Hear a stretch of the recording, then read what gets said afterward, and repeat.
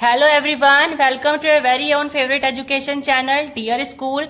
और आज हम क्लास 10th केमिस्ट्री का chapter number 2 acid bases and salts की शुरुआत करने वाले हैं। तो ये बहुत इंटरेस्टिंग चैप्टर है, आपको ये आगे भी काम आने वाला है, तो बड़े ध्यान से समझेंगे सभी स्टूडेंट। तो एसिड, बेस और साल्ट, ये जानने से पहले कि ये होते क्या है, एसिड क्या है, बेस क्या है, साल्ट्स क्या है, ये जानने से पहले हम कुछ इंपॉर्टेंट चीज जानते हैं जो कि है इंडिकेटर। इंडिकेटर से भी पहले हम ये जान लेते हैं कि कंपाउंड क्या होते हैं, ठीक है। उसके बाद ही आपको ये समझ में आएंगे कि एसिड क्या है, बेस क्या है और साल्ट क्या है, ठीक है। अब कंपाउंड अगर आपको पता करना है तो उसके लिए आपको सबसे स्मॉलेस्ट यूनिट के पास जाना पड़ेगा। आप क्लास 9th बायोलॉजी में पढ़ के आए हो कि आपकी फंडामेंटल यूनिट ऑफ बॉडी होती है सेल, यानी कि आपकी जो पूरी बॉडी है वो छोटे छोटे से ऑर्गेनल्स नहीं बोलेंगे, यूनिट से मिलकर के बनी हुई होती है। उनको हम फंडामेंटल यूनिट बोलते हैं, जो कि सेल होते हैं। उसको फिर आप फर्दर डिवाइड कर सकते हो, उनके ऑर्गेनल्स में माइटोकॉन्ड्रिया होते हैं, आगे बहुत सारे होते हैं, लेकिन जो मेन आपकी फंडामेंटल यूनिट है वो आपकी सेल होती है। इसी तरीके से जो आपकी बॉडी, जो आपका नेचर है, या आप हम बोल सकते हैं मैटर है। मैटर क्या होता है? Anything which occupies space and has volume, ठीक है। तो आपका जो मैटर होता है उसके पास भी एक फंडामेंटल यूनिट होती है। आप इसको पढ़ के आए हुए हो प्रीवियस क्लासेस में, जिसको हम बोलते हैं एटम। लेकिन क्या एटम ही बोलते हैं? बिल्कुल भी नहीं, हम उसको मॉलिक्यूल भी बोल सकते हैं। तो क्या मॉलिक्यूल और एटम एक ही चीज है? बिल्कुल भी नहीं, दोनों अलग अलग चीज है। तो ये क्या कंफ्यूजन है, इसको दूर करते हैं सबसे पहले। तो मैटर आपको ध्यान से समझना है कि मैटर आपका प्योर भी हो सकता है, इम्प्योर भी हो सकता है। अगर हम बात करते हैं प्योर मैटर की, तो प्योर मैटर आपका एलिमेंट में डिवाइड होगा और आपका कंपाउंड में डिवाइड होगा, ठीक है। एलिमेंट में आपके सारे एलिमेंट आ जाएंगे, जैसे कि आपका आयरन होता है, आयरन को आप Fe से डिनोट करते हो। जैसे कि आपका फ्लोरीन हो गया, जिसे आप F से डिनोट करते हो। जैसे कि आपका हाइड्रोजन हो गया, जिसे आप H से डिनोट करते हो। हीलियम हो गया, जिसे आप He से डिनोट करते हो। तो ये सारे एलिमेंट है। तो इन एलिमेंट की अगर मैं एक सबसे स्मॉलेस्ट यूनिट लूं, उसको आप बोलोगे इसका एटम। यानी कि एलिमेंट की सबसे स्मॉलेस्ट यूनिट को आप बोल रहे हो एटम। लेकिन वही अगर मैं कंपाउंड लूं, तो कंपाउंड की स्मॉलेस्ट यूनिट को हम बोलते हैं मॉलिक्यूल। तुम बोलोगे कि मॉलिक्यूल तो हमने प्रीवियस क्लासेस में पढ़ा है, मॉलिक्यूल का मतलब होता है ग्रुप ऑफ एटम्स। तो कंपाउंड की स्मॉलेस्ट यूनिट को आप मॉलिक्यूल क्यों बोल रहे हो? क्योंकि ये तो आप फर्दर डिवाइड कर सकते हो एटम्स में। तो ध्यान से समझो। एग्जाम्पल लेते हैं वाटर का। वाटर क्या है? एक कंपाउंड है। कंपाउंड का मतलब क्या होता है? जो एक से ज्यादा एलिमेंट का ग्रुप होता है, यानी कि दो या दो से ज्यादा एलिमेंट का ग्रुप जो होता है, मिलकर के जो बनता है वो आपका कंपाउंड होता है। तो वाटर भी क्या है? एक कंपाउंड है। तो वाटर यहाँ पे एक कंपाउंड है, जो कि किन किन एलिमेंट से मिलकर के बना हुआ है? हाइड्रोजन और ऑक्सीजन से। तो इसकी जो स्मॉलेस्ट यूनिट होगी मॉलिक्यूल की, तो वो क्या होगी? Molecule of H2O। इसकी जो स्मॉलेस्ट यूनिट होगी वो एक मॉलिक्यूल होगी, और मॉलिक्यूल भी किसका? वाटर का ही मॉलिक्यूल होगा। तुम बोलोगे कि इस वाटर को H में और O में डिवाइड कर सकते हैं, लेकिन बेटा अगर आप इसको H और O में डिवाइड करोगे तो आपका वाटर नहीं बनेगा। वाटर से आपका हाइड्रोजन अलग हो जाएगा, ऑक्सीजन अलग हो जाएगा, तो आपका वाटर नहीं बचेगा। क्योंकि आपको वाटर तभी मिलता है जब आप हाइड्रोजन और ऑक्सीजन को दोनों को आपस में ऐड कर देते हो। तो अगर आप H2O में से आप इसकी और भी स्मॉलेस्ट यूनिट निकालने जाओगे, तो आपके पास उस कंपाउंड की स्मॉलेस्ट यूनिट नहीं बनेगी, उस एलिमेंट की बचेगी। तो इसीलिए कंपाउंड की जो स्मॉलेस्ट यूनिट होती है या फंडामेंटल यूनिट होती है, उसको आप बोलते हो मॉलिक्यूल। उसको आप बोलते हो मॉलिक्यूल। तो तुम कहोगे कि तुम हमें यहाँ पे ये क्यों पढ़ा रहे हो? तो क्योंकि आपका जो चैप्टर का नाम है एसिड, बेसिस एंड साल्ट्स, ये तीनों ही चीज आपकी क्या है? ये आपकी कंपाउंड हैं। तो इनकी अगर मैं बात करूं, ये जो आपके पास तीनों दिखाई दे रहे हैं, इनकी स्मॉलेस्ट यूनिट क्या होगी, एटम होगी या मॉलिक्यूल होगी? तो तुम्हारा जवाब होगा कि वो मॉलिक्यूल होगी, क्योंकि ये तीनों क्या है, ये तीनों कंपाउंड है। तो इसका मतलब क्या है, इसका मतलब यह है कि कंपाउंड को आप तीन चीजों में डिवाइड कर सकते हो। एक होता है एसिड, एक होता है बेस और एक होता है साल्ट। इन तीनों को ही हम इस चैप्टर में डिस्कस करने वाले हैं। तो आई होप आपको कंपाउंड समझ में आया और उसके टाइप्स ये हैं, ठीक है। तो बेसिकली हम इस चैप्टर में क्या पढ़ने वाले हैं, कंपाउंड पढ़ने वाले हैं, ठीक है। कंपाउंड पढ़ने वाले हैं, और कंपाउंड हम किसके पढ़ेंगे, एसिड के, बेस के और साल्ट के पढ़ेंगे, ठीक है। ये क्योंकि कंपाउंड के तीन टाइप्स होते हैं। अब मैंने कहा था कि चैप्टर स्टार्ट होने से पहले हम तुम्हें थोड़ी सी बात बताएंगे जो कि होती है इंडिकेटर के बारे में। अब इंडिकेटर क्या है, इंडिकेटर एक ऐसी हम बोल सकते हैं सब्सटेंस होता है जिसकी मदद से हम ये पता करते हैं कि कोई कंपाउंड हमें जो दिया गया है वो एसिड है, वो बेस है या वो साल्ट है, ठीक है। जैसे कि मैंने लिया है litmus paper. Litmus paper Thallophyta नाम की एक डाइवर्स प्लांट की एक डाइवर्सिटी होती है, ठीक है। डाइवर्स एक इसका ग्रुप होता है जिसमें से निकलता है थैलोफाइटा। थैलोफाइटा में से निकलता है आपका लिटमस, ठीक है। ये पर्पल कलर का होता है, लीचन नाम के प्लांट से इसको निकाला जाता है, लीचन नाम के प्लांट से। तो इस लिटमस पेपर को इस्तेमाल किया जाता है ये पता करने के लिए कि कोई सब्सटेंस एसिड है या कोई सब्सटेंस बेस है। अब लिटमस पेपर दो कलर में आते हैं, या तो ब्लू में आएंगे या फिर रेड में आएंगे। अगर लिटमस पेपर ब्लू है तो आप अगर उसके ऊपर कोई सब कंपाउंड डालोगे और वो रेड में कन्वर्ट हो जाएगा, इसका मतलब जो आपने कंपाउंड डाला है वो क्या है, वो एसिड है। और अगर आप ब्लू ही पेपर पर कोई बेस डाल रहे हो तो उसमें कोई चेंज नहीं होगा, वो ब्लू ही रहेगा। लेकिन अगर आप रेड कलर का लिटमस पेपर लेते हो, आप उस पर बेस डाल देते हो, तो वो रेड कलर किसमें चेंज हो जाएगा, वो ब्लू में चेंज हो जाएगा। वही अगर आप इस पे एसिड डालते हो तो वो किसमें चेंज हो जाएगा, वो आपका एज इट इज रहेगा, वो चेंज ही नहीं होगा, ठीक है। तो आपके पास जो ये हम बोलते हैं कि लिटमस होते हैं या ये होते हैं, ये कोई कलर चेंज नहीं करते हैं अगर आप इसमें उसी सब्सटेंस को डालते हो। जैसे कि ब्लू है तो ब्लू पे अगर आप बेस डालोगे तो ब्लू ही रहेगा, और अगर आप एसिड डालोगे तो वो रेड में कन्वर्ट हो जाएगा, ठीक है। तो ये इंडिकेटर होते हैं। अब एक और एग्जाम्पल समझते हैं, बहुत बढ़िया एग्जाम्पल है। हल्दी हमारे घर में पाई जाती है, हल्दी के अंदर बहुत ज्यादा अच्छी प्रॉपर्टीज होती है, मेडिकल प्रॉपर्टीज होती हैं, ठीक है, एंटी बैक्टीरियल प्रॉपर्टीज होती हैं। हमें हल्दी का सेवन रोज करना चाहिए, ठीक है, थोड़ा थोड़ा सा। तो टर्मरिक यानी हल्दी, तो टर्मरिक भी क्या है, एक आपका इंडिकेटर है। ये कैसा इंडिकेटर होता है, ये नेचुरल इंडिकेटर होता है, इसे हम प्रकृति से लेते हैं। और लिटमस भी क्या है, लिटमस भी एक नेचुरल इंडिकेटर है क्योंकि हम उसे लीचन नाम के प्लांट से लेते हैं। अब टर्मरिक का एग्जांपल समझिए। टर्मरिक वैसे होती तो एसिड है, एसिड नहीं, हम बोलेंगे एसिडिक होती है, ठीक है। जो हल्दी होती है ना, उसके अंदर एसिड पाई जाती है, वो एसिडिक होती है। लेकिन अगर आप इस टर्मरिक के अंदर कोई बेस डालोगे तो इसका कलर कैसा हो जाएगा, रेड या ब्राउन हो जाएगा। इसका कलर कैसा हो जाएगा, रेड या ब्राउन हो जाएगा। और अगर मैं इसके अंदर कोई एसिड डालूं तो कैसा कलर होगा, तो नो चेंज। क्यों होगा नो चेंज, क्योंकि ये खुद ही एसिड है। एसिड के अंदर एसिड मिलेगी तो कोई चेंज नहीं होगा, ठीक है। और अगर वाटर डालते हो जो कि न्यूट्रल होता है, यानी कि वो ना तो एसिड है ना बेस है, वाटर तो न्यूट्रल होता है, तो भी कोई चेंज नहीं होगा। ऐसा ही वो एसिड के साथ बिहेव करेगा, ऐसा ही वो वाटर के साथ बिहेव करेगा।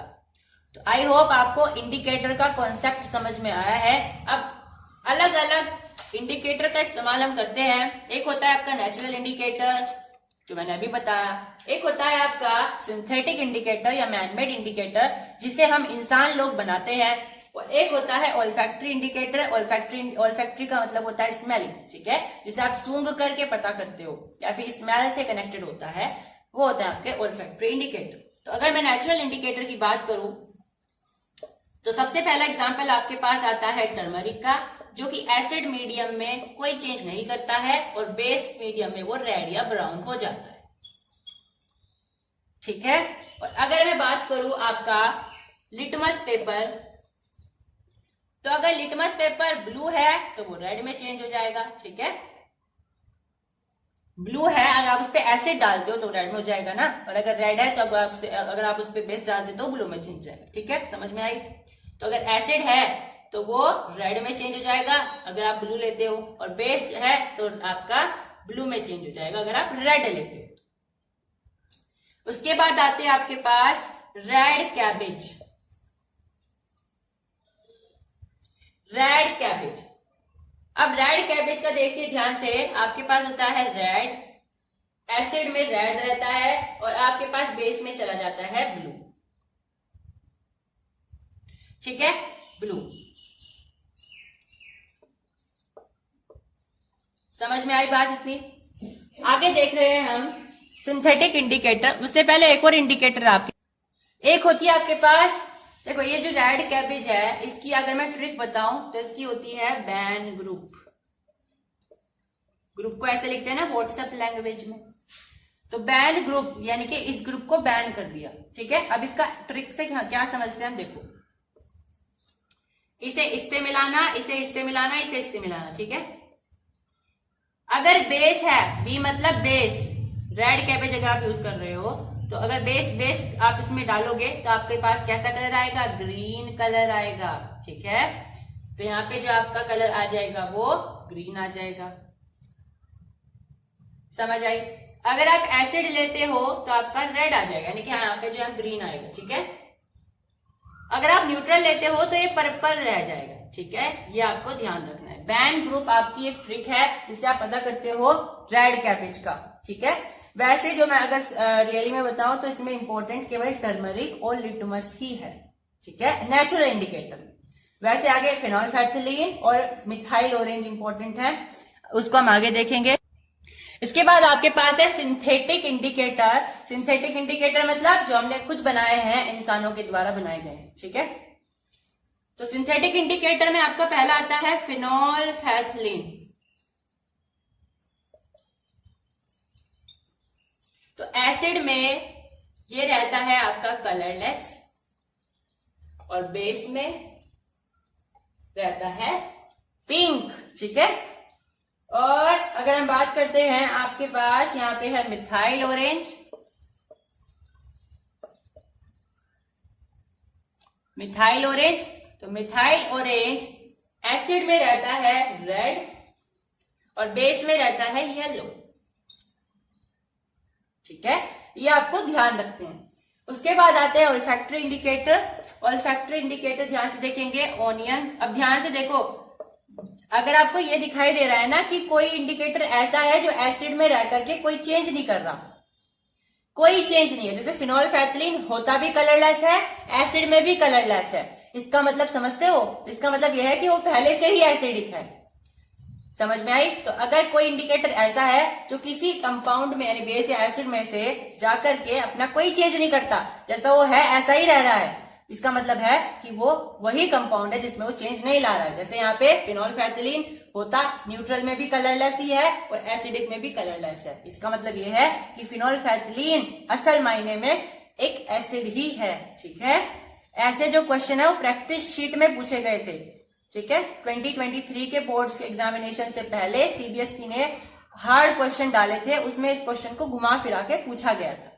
ठीक है, कि अगर कोई इंडिकेटर ऐसा है जो किसी कंपाउंड में चेंज नहीं ला रहा है तो वो कैसा होगा, तो जिस कंपाउंड में चेंज नहीं ला रहा है वो वही होगा। जैसे यहाँ पे एसिड है तो यहाँ पे फिनोल्फेथलीन भी क्या होगा, एसिड।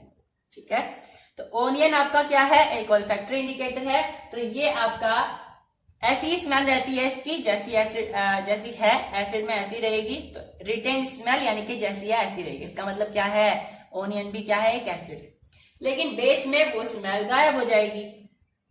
और अगर आप बात करते हो वेनिला एसेंस की तो वही सेम बात है, रिटेन स्मेल और उसमें हो जाएगी स्मेल गायब। ऐसे ही आपका होता है क्लोव ऑयल। लौंग सुनिए ना, लौंग होता है क्लोव, तो क्लोव ऑयल उसका तेल निकालते हैं तो रिटेन्स स्मेल एंड आपकी स्मेल आनी बंद हो जाएगी अगर आप बेस डालोगे उसके ऊपर। ठीक है, अब आपको समझना है, इसके बाद एक टॉपिक है हमारे यहाँ पे कि कौन कौन से कंपाउंड में एसिड पाई जाती है। अब तुम सोचोगे एसिड तो बता दो क्या है, बेस तो बता दो क्या है, बाद में बता देना क्या है इसमें कौन सी एसिड है, लेकिन ये बेसिक सी चीजें होती है, इनमें से 1-2 नंबर का सवाल आता है। तो हम ये कंप्लीट कर रहे हैं, इसके बाद हम अपना सीरियसली चैप्टर स्टार्ट करने वाले हैं कि एसिड है क्या, किसने कौन सा कॉन्सेप्ट दिया, अर्हेनियस का क्या कॉन्सेप्ट था, और जनरली आज हम किस मायने में बोलते हैं कि एसिड को हम एसिड क्यों बोलते हैं। ठीक है, तो केमिकली क्या है और फिजिकल प्रॉपर्टीज के हिसाब से क्या है। ठीक है, ये हम सारी प्रॉपर्टीज जानने वाले हैं, पर उससे पहले थोड़ा सा जान लीजिए कि कौन से सब्सटेंस में कौन सी एसिड पाई जाती है। तो अगर मैं लूं यहाँ पे विनेगर, तो आपको ध्यान रखना है विनेगर में कौन सी एसिड पाई जाती है, एसिटिक एसिड। उसके बाद है यहाँ पे ऑरेंज या लेमन ले लीजिए, ऑरेंज या लेमन में आपकी पाई जाती है सिट्रिक एसिड, जिसका हमने एक्सपेरिमेंट भी करा था। अगर आपने वो वीडियो नहीं देखी है तो जल्दी से देखिए जा करके, हमने एक्सपेरिमेंट किया हुआ है न्यूट्रलाइजेशन रिएक्शन का, जिसमें हमने सिट्रिक एसिड ली थी। तो सिट्रिक एसिड कहां से निकलती है, मतलब पाई जाती है कहां पर, ऑरेंज और लेमन। इसका मतलब यह है कि आप ऑरेंज और लेमन में से, इसका मतलब यह है कि ऑरेंज और लेमन में सिट्रिक एसिड पाई जाती है। उसके बाद आपकी आती है पियर्स और एप्पल, पियर्स और एप्पल, इसके अंदर कौन सी एसिड पाई जाती है, मैलिक एसिड पाई जाती है। ठीक है, उसके बाद आपके पास होती है बी या आंट, वेरी इंपॉर्टेंट, ये जरूर पूछा जाता है, बी और आंट में कौन सी एसिड होती है, फॉर्मिक एसिड होती है। उसके बाद योगर्ट और मिल्क, कौन सी होती है, लैक्टिक एसिड होती है।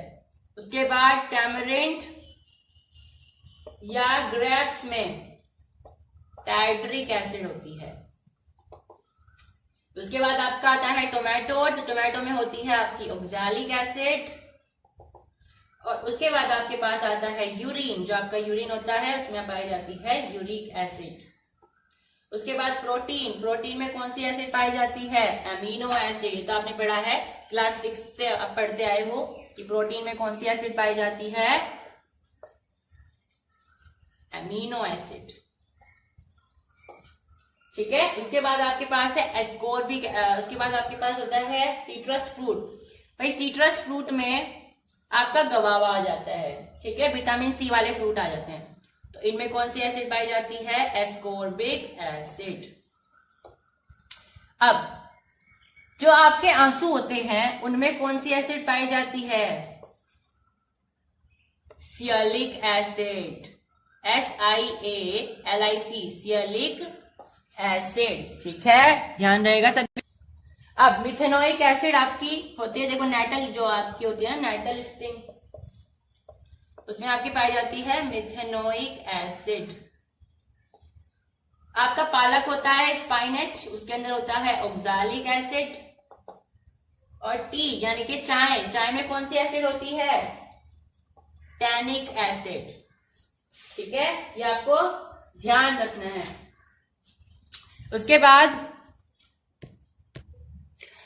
बाद एक और चीज है जो कि है कि सबसे ज्यादा स्ट्रोंगेस्ट एसिड कौन सी होती है, तो सबसे ज्यादा स्ट्रोंगेस्ट एसिड होती है फ्लोरो एंटीमोनिक एसिड, जो कि फिर से मैंने आपको एक्सपेरिमेंट करते हुए बताया था। और इसकी जो पीएच होती है वो -21 या उससे भी कम हो सकती है।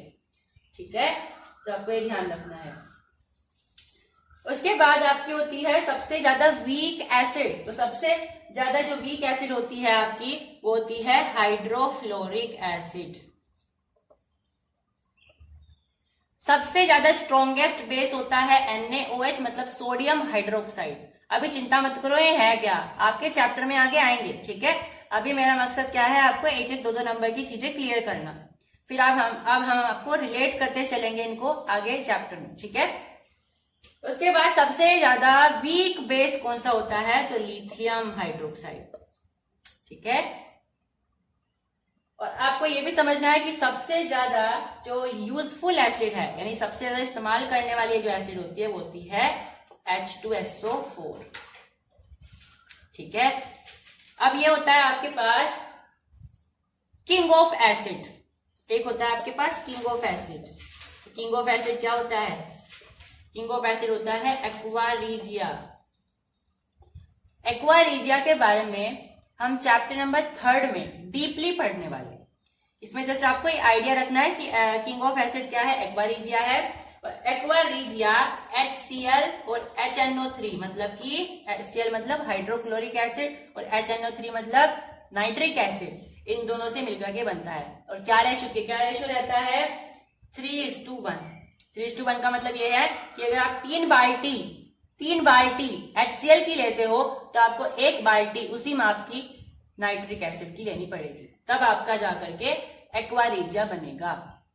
अब यहाँ बाल्टी नहीं लेनी हमेशा, मैंने एग्जाम्पल दिया है बाल्टी से। ठीक है, तो मैंने आपको बताया एक्वा रीजिया के बारे में बिल्कुल भी टेंशन नहीं लेनी है। चैप्टर नंबर 3 में हम इसको डीपली डिस्कस करने वाले हैं कि एक्वा रीजिया की रिएक्शन कैसी होती है, इसको स्ट्रॉन्गेस्ट तो नहीं लेकिन किंग ऑफ एसिड क्यों कहा जाता है। ये जो सारी चीजें हैं हम चैप्टर नंबर 3 यानी कि मेटल और नॉन मेटल में डिस्कस करेंगे अच्छी तरीके से। अगर हमें ये जानना है कि एसिड क्या है तो हमें क्या जानना पड़ेगा? अर्हेनियस कॉन्सेप्ट ऑफ एसिड्स। ठीक है, तो हम क्या जान रहे हैं? अर्हेनियस कॉन्सेप्ट ऑफ एसिड्स। ये क्या कॉन्सेप्ट है और ये हमें क्या बताता है, हमें ये पता करना है। तो अर्हेनियस कौन थे, क्या थे, ये आपको नहीं ध्यान रखना है, it will be GK question. आपको यहाँ पे ये ध्यान रखना है कि उनका कॉन्सेप्ट क्या था, उन्होंने किस बेसिस पर बताया था कि आखिर एसिड है क्या।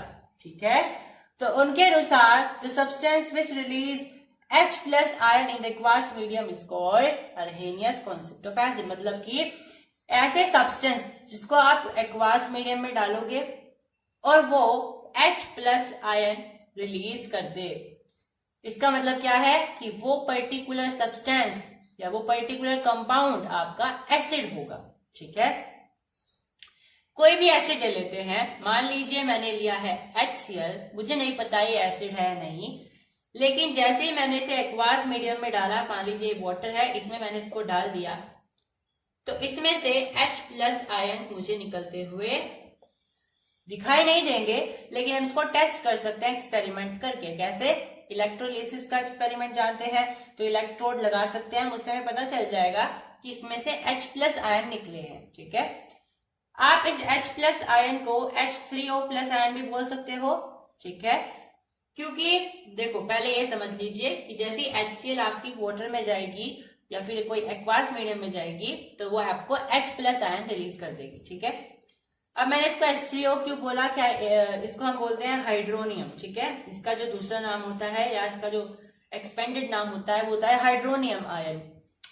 अब देखो, जैसे ही H+ आयन रिलीज हुआ है तो एक्वास मीडियम में यानी कि वाटर में, तो एक H एक H2O ये हो जाएगा, तो आपके पास कितना बनेगा? H3O+ बन जाएगा। ठीक है, तो आपके पास टोटल क्या बन जाएगा? H3O+। यानी कि जैसे ही H+ आयन निकलेगा तुरंत इंस्टेंटली आपका H3O+ आयन निकल जाएगा। ठीक है, तो इसका ज्यादा जो करेक्ट आंसर रहने वाला है वो H3O रहेगा, यानी कि आपका हाइड्रोनियम आयन। यानी जब भी कोई सब्सटेंस आप किसी वाटर में या फिर किसी एक्वास सॉल्यूशन में डालते हो और अगर वो H+ आयन रिलीज कर देता है, इसका मतलब क्या है? वो आपका एसिड है। ठीक है, और अगर कोई एसिड ऐसी होती है देखो जो बहुत कम पार्टिकल रिलीज करे और कुछ एसिड ऐसे होते हैं जो बहुत ज्यादा पार्टिकल रिलीज करते हैं। कौन से पार्टिकल? H+। तो अगर कोई एसिड ऐसी है जो बहुत ज्यादा पार्टिकल रिलीज कर रही है, इसका मतलब वो स्ट्रॉन्ग एसिड है। और अगर इसका उल्टा है, यानी कोई ऐसी एसिड जो बहुत कम पार्टिकल रिलीज करेगी या H+ आयन बहुत कम रिलीज करेगी, इसका मतलब क्या है? कि वो एक वीक एसिड है। ठीक है, तो आपको ये ध्यान रखना है। तो वैसे तो हमारी 2 तरह की एसिड होती है, या तो वो स्ट्रॉन्ग एसिड होगी या वो वीक एसिड होगी, लेकिन इसके अलावा भी हमारे पास एसिड्स के टाइप होते हैं। किस बेसिस पर होते हैं, यहाँ पे देखिए जरा ध्यान से। मेरे पास है एक HCl, ये भी एक एसिड है। एक होती है H2SO4, ये भी एक एसिड है। और एक होती है H3PO4, ये भी एक एसिड है। आप इन तीनों में क्या डिफरेंस देख पा रहे हो कि यहाँ पे H कितने हैं, 1 एटम है, यहाँ पे H 2 है और यहाँ पे H 3 है। तो इस बेसिस पर आपके एसिड के 3 टाइप होते हैं। जिसके पास H के यानी हाइड्रोजन के एक एटम है उसको आप बोलोगे मोनोबेसिक एसिड। मोनो मतलब एक और बेसिक आप लगा देते हो है एसिड, ठीक है। ऐसे यहाँ पे आप बोलोगे फिर डाइबेसिक एसिड, और यहाँ पे क्या बोलोगे ट्राइबेसिक एसिड, ठीक है। आपकी समझ में आया ये? इस तरीके से हमने क्लासिफाई करा है एसिड्स को मोनोबेसिक, डाइबेसिक और ट्राइबेसिक में। हमारे पास एसिड के 2 टाइप्स होते हैं, एक होता है स्ट्रॉन्ग एसिड, एक होता है वीक एसिड। स्ट्रॉन्ग एसिड कौन से एसिड होते हैं? वो एसिड जो कि एक्वास सॉल्यूशन में कंप्लीटली आयोनाइज हो जाते हैं और maximum number of hydrogen atoms या हाइड्रोजन आयंस रिलीज करते हैं, ठीक है। यानी ऐसे एसिड जिसे आप एक्वास सॉल्यूशन में डालोगे और वो maximum number of H+ ion आपको रिलीज करके देते हैं, ठीक है। ये आयन है क्योंकि ये एक चार्ज पार्टिकल है, ठीक है। और अगर मैं कहूँ वीक एसिड तो सिंपल उल्टा हो जाएगी डेफिनेशन, जिसमें आपके minimum amount of H+ ion निकलेंगे। एग्जाम्पल्स क्या है? स्ट्रॉन्ग एसिड के आपको एग्जाम्पल ध्यान रखने हैं 3 आपके क्लास 10 के हिसाब से, HCl, H2SO4 और HNO3। ये 3 ही एसिड आपको ध्यान रखने हैं जो स्ट्रॉन्ग एसिड है क्लास 10 के हिसाब से। बाकी के जो भी एसिड होंगे वो वीक एसिड होंगे, आपको जस्ट समझ जाना है। वीक एसिड के एग्जाम्पल्स क्या क्या रहेंगे? आपके पास रहेगा इथेनोइक एसिड CCH3COH, आपके पास रहेगा लैक्टिक एसिड और टाइट्रिक एसिड, सिट्रिक एसिड, ठीक है। ये सारे एसिड जो हैं आपके पास होते हैं। अब इनके अलावा भी आपके पास एसिड के 2 टाइप और होते हैं, ठीक है। तो देखो ये 3 टर्म्स हैं एसिड के, हमने क्लासिफिकेशन एक तो हमने करे बेसिक के रूप में, यानी कि वो ट्राई बेसिक है, मोनोबेसिक है, डाइबेसिक है, ठीक है। फिर हमने पढ़ा कि स्ट्रॉन्ग एसिड है, वीक एसिड है। अब हम पढ़ने वाले हैं क्वांटिटी के हिसाब से कि उसके अंदर वाटर कितना है एसिड के अंदर, ठीक है। तो एक होता है कंसेंट्रेटेड और एक होता है डिल्यूट, ठीक है। एक होता है कंसेंट्रेटेड एसिड, एक होता है डिल्यूट एसिड। कंसेंट्रेटेड एसिड वो एसिड होते हैं जिसमें minimum possible amount of water होता है, यानी कि कम से कम पानी आप उसमें डालते हो। और कम से कम हमने क्यों वर्ड यूज किया? क्योंकि अगर आप उसमें ज्यादा डाल दोगे तो उसको एसिड नहीं रहेगा, तो आपको मिनिमम अमाउंट ऑफ वाटर तो डालना ही है। फिर डिल्यूट एसिड मतलब जिसमें कम से कम, तो ज्यादा से ज्यादा आप इसमें पानी डाल सकते हो, ठीक है। भाई कंसेंट्रेटेड में आप कम से कम पानी डालोगे ताकि वो कंसेंट्रेटेड रहे, और डिल्यूट में आप ज्यादा से ज्यादा पानी डालोगे, लेकिन ये मत भूल जाना कि वो एसिड ही ना रहे, ठीक है। इतना भी पानी मत मिला देना कि वो एसिड ही ना बचे। तो आपके पास कंसेंट्रेटेड एसिड और वीक एसिड होते हैं, ठीक है। इसके बाद हम प्रॉपर्टीज पढ़ने वाले हैं एसिड की, और उससे पहले आपको कुछ बातें ध्यान रखनी है।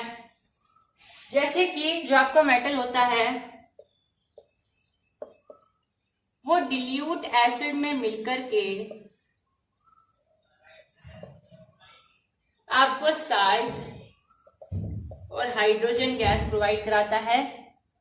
ये आपको ध्यान रखना है। जो आपने डिल्यूट एसिड पढ़ी अभी कि मेटल जो डिल्यूट एसिड के साथ मिलकर के हमें साल्ट और हाइड्रोजन गैस देता है। हाइड्रोजन गैस का टेस्ट क्या होता है हमने चैप्टर नंबर 1 में भी पढ़ लिया है, इस चैप्टर में भी हम पढ़ने वाले हैं, ठीक है। उसके बाद हमारे पास है प्रॉपर्टीज। पढ़ने से पहले हमारे पास एक क्वेश्चन आता है कि हमें किसी भी एसिड को डिल्यूट करने के लिए, या फिर डिल्यूट हम बोल सकते हैं क्योंकि कंसंट्रेटेड तो नहीं, हम बोलते हैं कि किसी एसिड को डिल्यूट करने के लिए हमें एसिड में पानी डालना चाहिए या पानी के अंदर एसिड डालना चाहिए। ठीक है, ये हमारे पास सवाल आता है। तो एसिड हमें पानी में डालना चाहिए या पानी हमें एसिड में डालना चाहिए, पानी मतलब वाटर। ठीक है, तो क्योंकि एसिड जो है बहुत ज्यादा रिएक्टिव होती है, ठीक है, एसिड क्या होती है, बहुत ज्यादा रिएक्टिव होती है, तो अगर आप इसे डायरेक्टली वाटर में डाल दोगे तो बहुत बड़ा एक्सप्लोजन हो सकता है। ठीक है, तो इसलिए हमें क्या करना चाहिए, so we add acid to water instead of water to acid, यानी हमें इतनी सारी एसिड है, उसके अंदर आप डायरेक्ट वाटर डालोगे तो बहुत ज्यादा एक्सप्लोजन होगा। इसलिए हम क्या करते हैं, हम लेते हैं हमारे पास एसिड और उसके अंदर हम जो है ड्रॉप बाय ड्रॉप वाटर डालते हैं, ऐसे drop by drop, drop by drop. ठीक है, एसिड लेने के बाद हम उसमें फिर वाटर डालते हैं, वो भी ड्रॉप बाय ड्रॉप।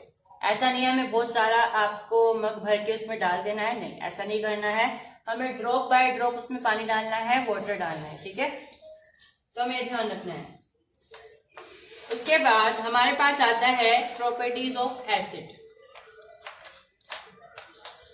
एसिड के क्या क्या प्रॉपर्टीज होती हैं वो हमें यहाँ पे पढ़नी है। तो पहली प्रॉपर्टी क्या है एसिड की, पहली प्रॉपर्टी है इसका क्या होता है, सोर टेस्ट होता है। यानी कि ये अगर आप इसको टेस्ट करोगे तो ये आपको खट्टी लगेगी। आपको नहीं करना है हालांकि, क्योंकि कुछ स्ट्रॉन्ग एसिड भी होती है। ठीक है, तो जनरली जो आपकी एसिड होती है वो आपकी सोर टेस्ट की होती है, मतलब कि खट्टी होती है। और ये क्या करती है, अगर आप इनको ब्लू लिटमस पर डालते हो तो उसको ये रेड कलर में चेंज कर देती है। ठीक है, थर्ड प्रॉपर्टी है कि ये इलेक्ट्रिसिटी कंडक्ट कर सकती है, मतलब कि ये क्या है, ये गुड कंडक्टर है इलेक्ट्रिसिटी का, इलेक्ट्रिसिटी कंडक्टर, यानी कि इलेक्ट्रिसिटी को कंडक्ट कर सकती है। अगर आप कोई ऐसा सर्किट बनाते हो, जैसे आपके पास ये एसिड रखी हुई है, फिर आपने इसमें से तार निकाल के ऐसे यहां से लिया, जैसे भी आपने सर्किट के अंदर मतलब इसे इन्वॉल्व कर लिया, तो सर्किट आपका कंप्लीट हो जाएगा। ठीक है, एसिड डालने से। उसके बाद आपकी प्रॉपर्टी आती है fourth property, that is metal acid react with metal to form hydrogen gas. मतलब कि अगर आप मेटल में एसिड डाल देते, जैसे मैंने अभी बताया था, तो आपके पास साल्ट बनता है और हाइड्रोजन गैस बनती है, जो मैंने अभी एग्जाम्पल दिया था। एक और एग्जाम्पल आप देख सकते हो, जैसे Zn हो गया और आपके पास हो गया H2SO4, तो आपके पास क्या बन जाएगा, ZnSO4। यहाँ पे क्या हुआ है, डिस्प्लेसमेंट रिएक्शन, फर्स्ट चैप्टर में हमने पढ़ा था। उसके बाद यहाँ पे आपके पास बनेगा हाइड्रोजन गैस, क्योंकि ये इसके साथ इन्वॉल्व हो गया, आपके पास क्या बच गया, हाइड्रोजन गैस बच गई। ठीक है, यहाँ तक समझ में आए। उसके बाद आपके पास फोर्थ प्रॉपर्टी होती है, तो फोर्थ तो हमने पढ़ ली है, फिफ्थ प्रॉपर्टी देखेंगे। फिफ्थ प्रॉपर्टी होती है एसिड में अगर आप मेटल कार्बोनेट डालते हो या मेटल हाइड्रोजन कार्बोनेट डालते हो तो आपके पास क्या क्या बनता है। ठीक है, यानी एसिड में अगर आप मेटल कार्बोनेट डालते हो, मेटल बाई कार्बोनेट डालते हो, या मेटल बाई कार्बोनेट का दूसरा नाम क्या होता है, मेटल हाइड्रोजन कार्बोनेट डालते हो, तो आपको क्या मिलता है, तो आपको मिलेगा साल्ट, कार्बन डाइऑक्साइड और वाटर। एग्जाम्पल समझते हैं, HCl मैंने ले ली कोई एसिड और मेटल कार्बोनेट में मैंने ले लिया है Na2CO3। ठीक है, यहाँ पे मुझे क्या मिलने वाला है, साल्ट क्या मिलेगा, मुझे NaCl मिल जाएगा, Na और यहाँ से Cl। ठीक है, फिर प्लस ये तो मुझे पता ही है, कार्बन डाइऑक्साइड मिलेगी और वाटर मिल जाएगा। तो ये प्रॉपर्टीज ध्यान रखने से ना आपकी रिएक्शंस जो बनेगी, नई रिएक्शंस जो आती है आपके पास, वो बड़ी आसान हो जाती हैं। अगर वो बोलते हैं आपको कि हमें एसिड को, कोई भी एसिड बता देगा, वो आपको कहेगा कि इसे किसी मेटल कार्बोनेट में मिलाओगे तो आपको क्या क्या मिलेगा। ठीक है, तो आपको ध्यान रखना है साल्ट तो बनेगा, बस साल्ट में आपको दिमाग लगाना पड़ेगा कि Na है तो यहाँ Cl है तो NaCl बन जाएगा, ठीक है। बाकी आपको फिर दिमाग लगाना नहीं है क्योंकि CO2 एज इट इज आ जाएगा और वाटर भी एज इट इज आ गया, ठीक है। इस तरीके से आपको यहाँ पे ध्यान रखते हुए चलना है। उसके बाद आपकी जो 6th प्रॉपर्टी होती है वो देखते हैं।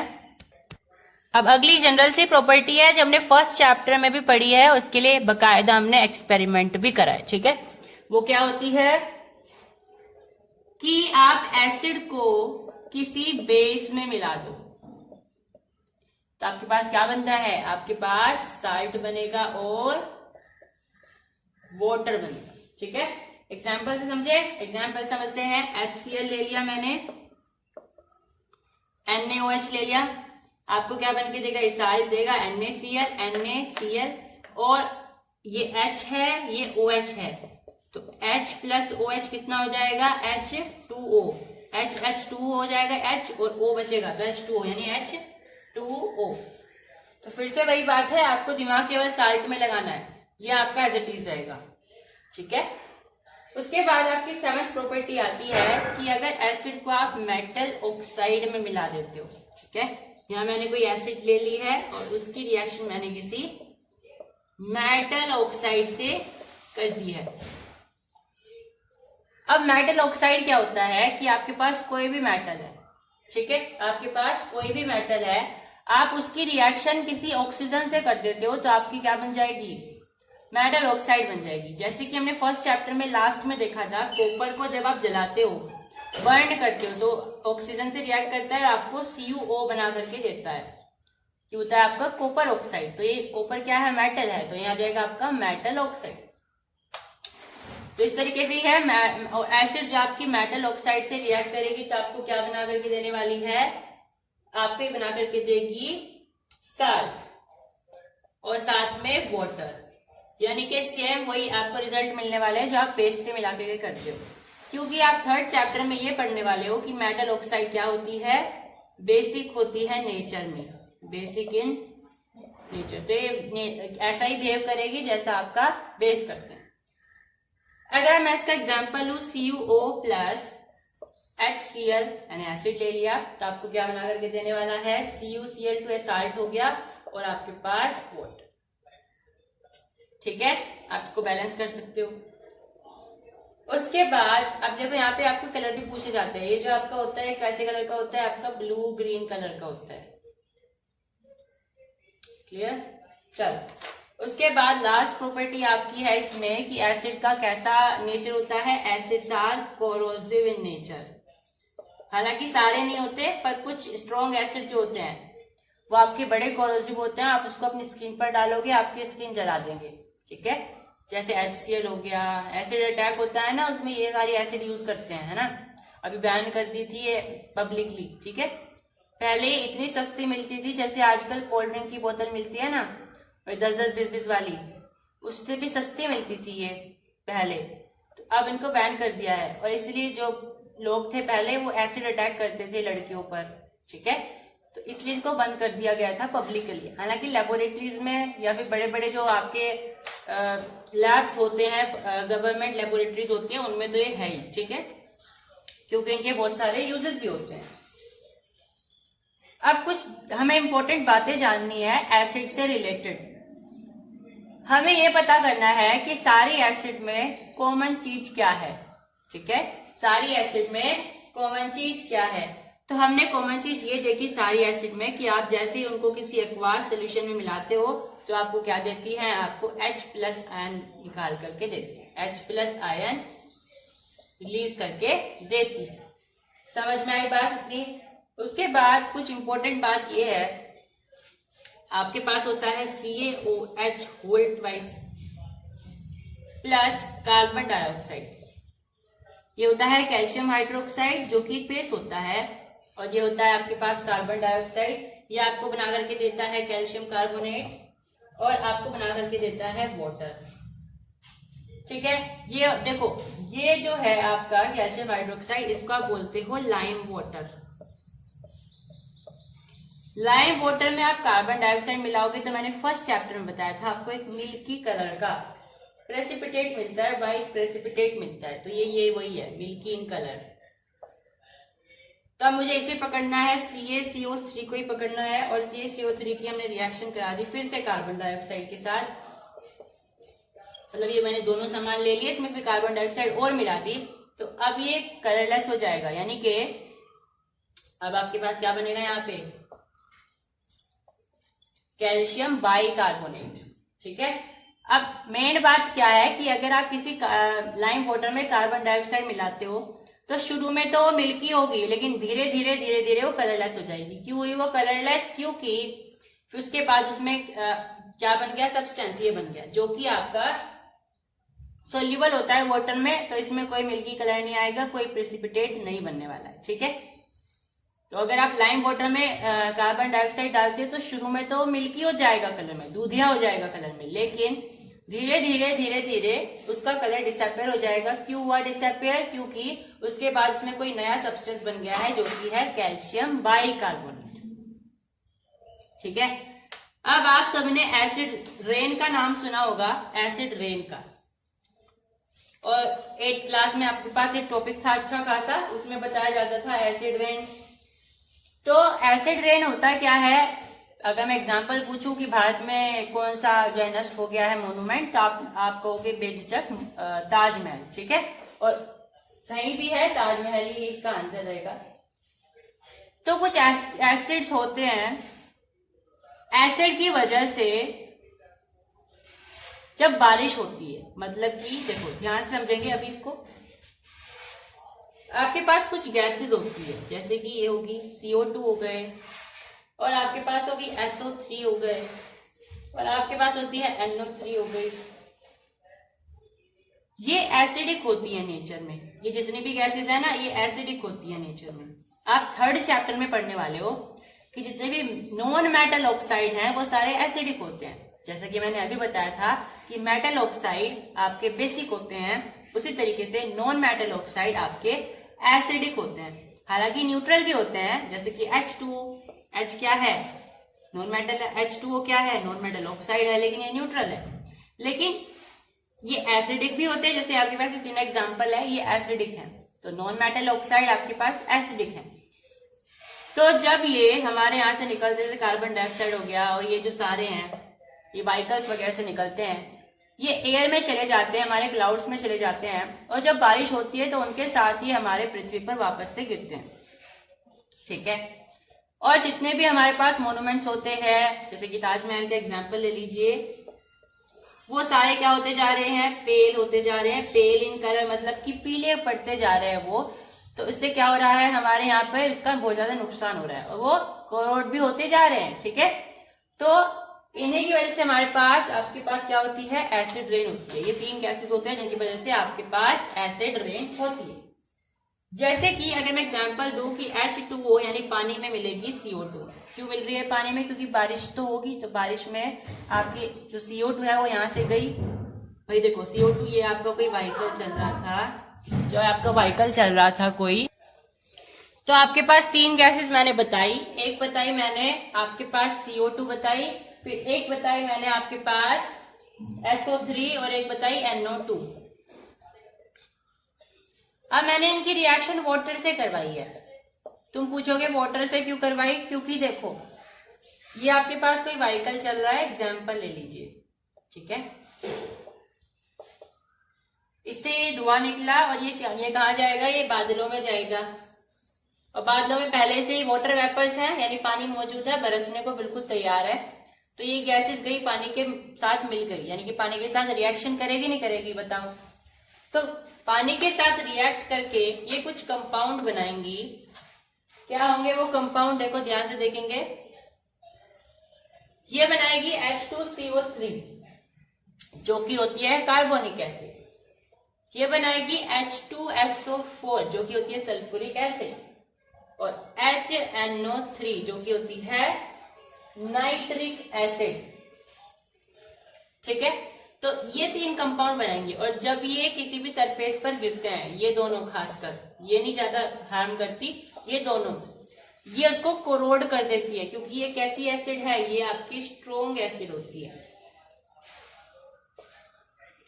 ठीक है। और ताजमहल इसलिए पीला होता जा रहा है क्योंकि वो करोड़ होता जा रहा है, इनकी वजह से होता जा रहा है, ठीक है। और क्योंकि वहां पे आसपास बहुत ज्यादा फैक्ट्री थी पहले, तो डायरेक्ट ये सारे कंपाउंड उसके ऊपर बन बन के गिरते थे। समझ में आई बात इतनी? तो इस तरीके से आपको ध्यान रखना है, एसिड रेन का ये पूरा कंसेप्ट है आपके पास, ये आपको समझते हुए चलना है। Clear everyone? यहाँ पे आपका एसिड का जो पूरा कंसेप्ट है वो खत्म हो गया है, लेकिन एक टॉपिक और है जो कि ये भी कवर कर लेते हैं। उसके बाद नेक्स्ट वीडियो में हम आपके साथ बेस डिस्कस करने वाले हैं, ठीक है। एक एक्सपेरिमेंट है आपके पास, वो डिस्कस करने। देखो, हमने ये कहा था कि एसिड जो है वो इलेक्ट्रिसिटी को कंडक्ट करती है, यानी कि एसिड क्या है, गुड कंडक्टर ऑफ इलेक्ट्रिसिटी है। तो अगर मैं ग्लूकोज से ग्लूकोज को एक सर्किट का हिस्सा बनाऊं तो उससे क्या, उससे फ्लो नहीं होता है कोई भी करंट, ठीक है, लेकिन HCl से हो जाता है।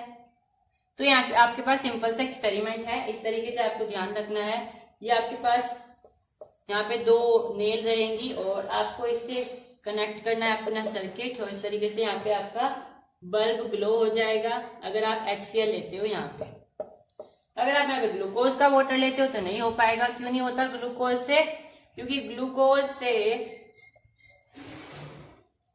क्या होता है, ग्लूकोज C2C6 है, इतना C6H12O6 ये होता है ग्लूकोज। क्योंकि ग्लूकोज से कोई भी आपके पास H+ आयन रिलीज नहीं होते हैं जब आप उसमें क्या करते हो, उसमें आप जब वाटर मिलाते हो उसका सर्किट बनाते हो, ठीक है। तो आपको ये बात ध्यान रखनी है कि वाटर में जब आप कोई एसिड मिलाते हो और उसका सर्किट बनाते हो तो आपकी इलेक्ट्रिसिटी फ्लो हो जाएगी, नहीं तो ग्लूकोज वगैरह अल्कोहल वगैरह में नहीं हो पाएगी, ठीक है। ये आपके पास सवाल पूछे जाते हैं, इसलिए आपको ये ध्यान भी रखना है। तो यहाँ पे हमारा जो कॉन्सेप्ट था वो एसिड्स का वो खत्म हो गया है। बाकी इसका उसका कंक्लूजन देख लीजिए। ये जो हमने एक्सपेरिमेंट कराया है कि acids show acidic behaviour in the presence of water, कि एसिड्स वाटर की प्रेजेंस में ही अपना एसिडिक बिहेवियर शो करते हैं, उससे पहले नहीं करेंगे, ठीक है। ये आपको ध्यान रखना है। इसका एग्जांपल देखो, एक लीजिए दोबारा से। यहाँ पे मैंने लिया है टेस्ट ट्यूब और यहाँ पे मैंने इसका ले लिया है कोर्क। ये क्या है, कोर्क है, एक तरह से ढक्कन सा होता है जो कि लकड़ी का होता है। ये कोर्क नाम की लकड़ी होती है इससे, ठीक है। यहाँ पे एक पाइप लगा हुआ है। यहाँ पे मैंने रखा हुआ है H2SO4 और ये H2SO4 नाम की गैस गई और मैंने यहाँ पे रखा है ड्राई लिटमस पेपर। कैसा? Blue, dry blue litmus paper.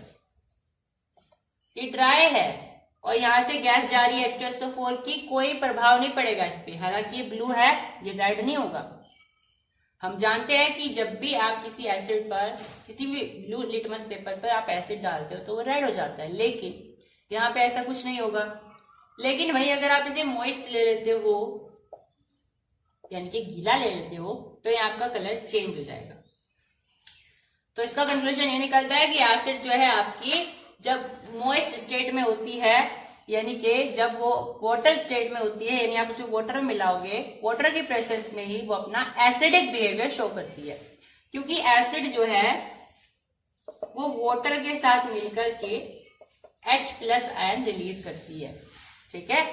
Acid water के साथ मिलकर के H+ आयन रिलीज करती है और इस H+ आयन को आप क्या बोल सकते हो, H3O+ आयन भी बोल सकते हो, हाइड्रोनियम आयन भी बोल सकते हो। ये हमने चैप्टर की स्टार्टिंग में डिस्कस करा था, ठीक है। ये कि वो सारे कंपाउंड जो कि H+ या H3O+ आयंस रिलीज करते हैं किसी एक्वास सॉल्यूशन में जाने के बाद, वो होते हैं एसिड्स। इसी तरीके से अर्हेनियस जी ने क्या कहा है कि अगर कोई कंपाउंड ऐसा है जो कि OH- कंपाउंड रिलीज करता है तो हम उसे क्या बोल देंगे, बेस बोल देंगे। कब रिलीज करता है, जब हम उसे एक्वास सॉल्यूशन में डाल देते हैं, ठीक है। यानी कोई ऐसा कंपाउंड अगर आप उसे किसी एक्वास सॉल्यूशन में डाल देते हो तो वो OH- का साइन रिलीज करेगा। इसको हम बोलते हैं हाइड्रोक्साइड का आयन, ठीक है, हाइड्रोक्साइड का आयन, ठीक है, ध्यान रहेगा सभी को। तो बेस की पहचान होती है कि इसके साथ OH माइनस जुड़ा हुआ होता है। तो तुम बोलोगे कि अल्कोहल भी आपका बेस है, ठीक है, लेकिन ऐसा नहीं है, ठीक है। जैसे कि अगर मैं यहाँ पे बात करूँ इथेनोइक एसिड की, तो CH3COH, तुम कहोगे इसमें भी OH जुड़ा है, लेकिन इसका जो पूरा फंक्शन होता है वो COH होता है। समझ में आई बात? तो ये बेस नहीं है। Clear everyone? और एक फैक्ट की बात बताऊं, आपने देखा होगा जो इनो आता है, इनो आता है, इनो में होता तो एसिड को भगाने के लिए है ना, हमारे अंदर जो एसिडिटी आ जाती है उसको कम करने के लिए, लेकिन उसके ऊपर नींबू बना रहता है कि भाई नींबू फ्लेवर या फिर ऐसा फ्लेवर है ना, देखा है सभी ने। तो तुम कहोगे कि ये तो अगर ये एसिडिटी को कम करने के लिए है तो इसका मतलब तो ये बेस है। तुम कहोगे, हम कहेंगे बिल्कुल सही बेस है। तो फिर तुम्हारा सवाल होना चाहिए, तो इसमें इन्होंने नींबू क्या डाला हुआ है? नींबू तो एक सिट्रिक एसिड देगा या फिर कोई और एसिड देगा, सिट्रिक एसिड देता है जनरली, तो ये तो एसिड दे रहा है, तो ये एसिड का मतलब क्या है? तो ध्यान से समझो, ऐसा बिल्कुल भी नहीं है कि अगर कोई अगर कोई एक बेस है तो उसके अंदर कोई एसिड के मॉलिक्यूल्स नहीं होंगे। हमेशा ध्यान रखना, अगर आपके पास कोई कंपाउंड हम बोल रहे हैं कि वो बेस है, इस चीज का मतलब ये नहीं होता है कि उसके अंदर केवल और केवल OH माइनस के आयन है।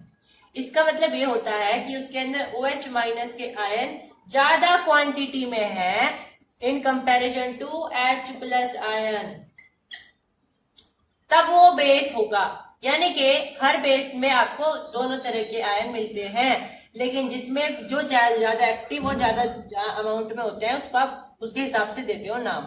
अगर कोई कंपाउंड ऐसा है जिसमें H प्लस ज्यादा है in comparison to OH minus, तो आप उसे एसिड कह देते हो। ध्यान रहेगी बात इतनी। तो ये आपको पूरा कंसेप्ट समझते हुए चलना है। अब अरेनियस जी ने तो कह दिया कि भाई OH माइनस रिलीज करेंगे तो हम उसको बेस कहेंगे, लेकिन जनरली बेसिस होते क्या है? तो substances which produce hydroxide ion in water in aqueous solution, वही बात है जो हाइड्रोक्साइड या हाइड्रोक्साइड भी बोल सकते हो और हाइड्रोक्साइड भी बोल सकते हो, जो ये दोनों तरह के आयन रिलीज करे एक्वास सॉल्यूशन, ठीक है। इसके एग्जाम्पल हो सकते हैं बेस के NaOH, KOH और आपके पास CaOH यानी कि कैल्शियम हाइड्रोक्साइड और MgOH का होल ट्वाइस, ठीक है। ये होल ट्वाइस कैसे आ रहे हैं सभी को पता है। देखो, कैल्शियम की वैलेंसी कितनी होती है? 2 होती है। OH की वैलेंसी होती है -1, तो ये आपस में क्या हो जाएंगे? ऐसे क्रिस क्रॉस हो जाएंगे, तो आपके पास CaOH का होल ट्वाइस बनेगा। समझ में आई बात सभी की इतनी? अब आपके कुछ याद आया कि हमने देखा था एसिड वाली क्लास में कि अगर हमारे पास कोई एसिड था HCl, तो हम उसको क्या बोलते थे? Monobasic acid. और अगर मेरे पास H2SO4 था तो डाई बेसिक एसिड। और अगर मेरे पास कोई 3 वाला हुआ करता था जैसे H3PO4 है तो उसको हम बोलते थे ट्राई बेसिक। ऐसे ही अगर आपको बेस में मिलते हैं, जैसे बेस का एग्जांपल ले लेते हैं NaOH, तो एक ही है यहाँ पे OH, तो ये आपका कौन सा हो जाएगा? Mono acidic base. समझ में आया? एसिडिक पहले आ जाएगा, बेस बाद में आ जाएगा। ऐसे CaOH का होल ट्वाइस, तो डाई एसिडिक बेस। समझ में आया? इसी तरीके से अगर आपको कोई कंपाउंड दिया जाता है इसमें 3 है तो आप उसको बोलोगे ट्राई एसिडिक बेस। आपको आ सकता है क्वेश्चन क्लासिफाई करने के लिए कि इसमें डाई बेसिक कौन है, ठीक है, डाई एसिडिक कौन है, ट्राई एसिडिक कौन है, या आपके पास मोनो एसिडिक कौन है। तो ये आपको ध्यान रखते हुए चलना है। तो एक क्लासिफिकेशन तो ये हो गया, एक होता है स्ट्रॉन्ग एसिड, एक होता है वीक एसिड। तो स्ट्रॉन्ग एसिड तो हमने डिस्कस कर लिया था, स्ट्रॉन्ग बेस और वीक बेस, ठीक है। तो स्ट्रॉन्ग बेस क्या होता है? जो कि एक्वास सॉल्यूशन में जाने के बाद maximum amount of OH minus ion release करे। यानी कि मेरे पास ये कोई एक्वा सोल्यूशन का कोई जार है जिसमें मैंने बेस डाल दिया भर के और उसमें से maximum amount of OH minus release हुए। अब वो बाहर हवा में रिलीज नहीं होंगे, यहीं पे रिलीज होंगे, मैंने आपको दिखाया है, ठीक है।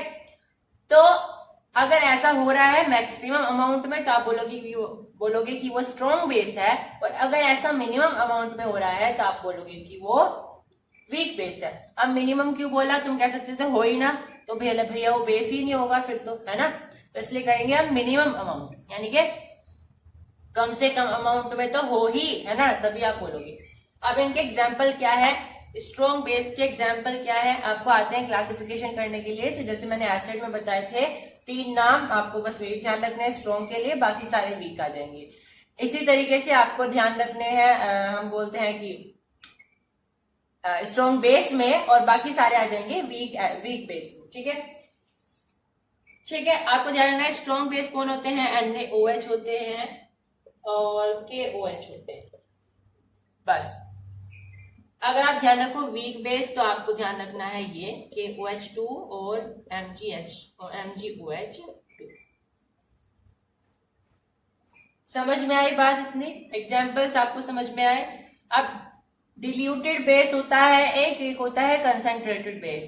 कंसेंट्रेटेड मतलब जिसके अंदर कम से कम अमाउंट ऑफ वाटर हो, ठीक है। इसमें ज्यादा से ज्यादा आपके पास वाटर कम से कम वाटर पाया जाए तो आप बोलोगे कि वो कंसेंट्रेटेड बेस है, और ज्यादा से ज्यादा पाया जाए तो आप बोलोगे डिल्यूटेड बेस है। सिंपल सी बात है। अब इनके अलावा आपके पास कुछ और भी आपके पास टाइप्स होते हैं, लेकिन हम उनको इसलिए नहीं अलग से बढ़ाते क्योंकि वो उन्हीं में कवर हो चुके हैं ऑलमोस्ट, ठीक है। एक होता है आपके पास मिनरल एसिड या मिनरल बेस, और एक होता है ऑर्गेनिक। सिंपल सी बात यह है कि अगर आपके पास कोई एसिड या कोई बेस किसी मिनरल से निकल करके आया है तो आप बोलोगे कि वो मिनरल एसिड या मिनरल बेस है। और जनरली जो मिनरल एसिड या मिनरल बेस होते हैं वो स्ट्रोंग होते हैं, ठीक है। जैसे कि नाइट्रिक एसिड है।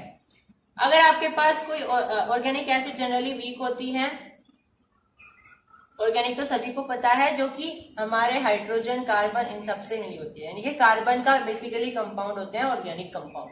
तो ऑर्गेनिक अगर आपके पास कोई बेस है एसिड है तो हम बोलेंगे कि वो वीक है। समझ में आई बात, क्लियर एवरीवन। चलो अब आपके पास प्रॉपर्टीज देख रहे हैं हम हमारे यहाँ पे बेस की, ठीक है। एसिड की हमने देखी थी, इसी तरीके से बेस की देखने वाले हैं कुछ प्रॉपर्टीज।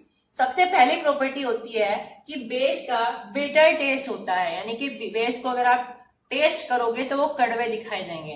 अब इसका मतलब ये नहीं है कि आप टेस्ट करके देखोगे, बिल्कुल भी नहीं, ठीक है। अगर आपको पता करना है कि बेस है भी तो आप क्या कर सकते हो, इंडिकेटर यूज कर सकते हो। इसलिए मैंने आपको स्टार्टिंग में बता दिए थे, क्योंकि कुछ बच्चे होते हैं जो टेस्ट करके देखेंगे, है ना। जैसे मैंने शुरू में बता दिए थे तो मेरा कारण समझ में आया शुरू में बताने का, इंडिकेटर। तो आपको ध्यान रखना है कि बेस का क्या सा टेस्ट होता है, बीटर टेस्ट होता है, बीटर टेस्ट होता है। और अगर आप इनको टच करके देखोगे तो आपको ये ऐसा लगेगा जैसे साबुन को टच कर रहे हो, सोपी टू टच। समझ में आई बात, आपको ऐसा दिखाई देगा जैसे आपने किसी साबुन को छू लिया हो, ऐसे ऐसे होगा, आपको सोपी सोपी सा लगेगा। समझ में आई बात। अगर आप इसको रेड लिटमस पर डालते हो तो आपका कलर चेंज हो जाता है रेड से ब्लू में, ब्लू लिटमस। और अगर ब्लू पर डालते हो तो एज इट इज कलर रहेगा ब्लू ही, ठीक है। और आपको ध्यान रखना है कि बेसिस भी जो होते हैं कंडक्ट करते हैं इलेक्ट्रिसिटी, कंडक्ट इलेक्ट्रिसिटी। समझ में आई बात, ये इंपॉर्टेंट है बहुत, ठीक है।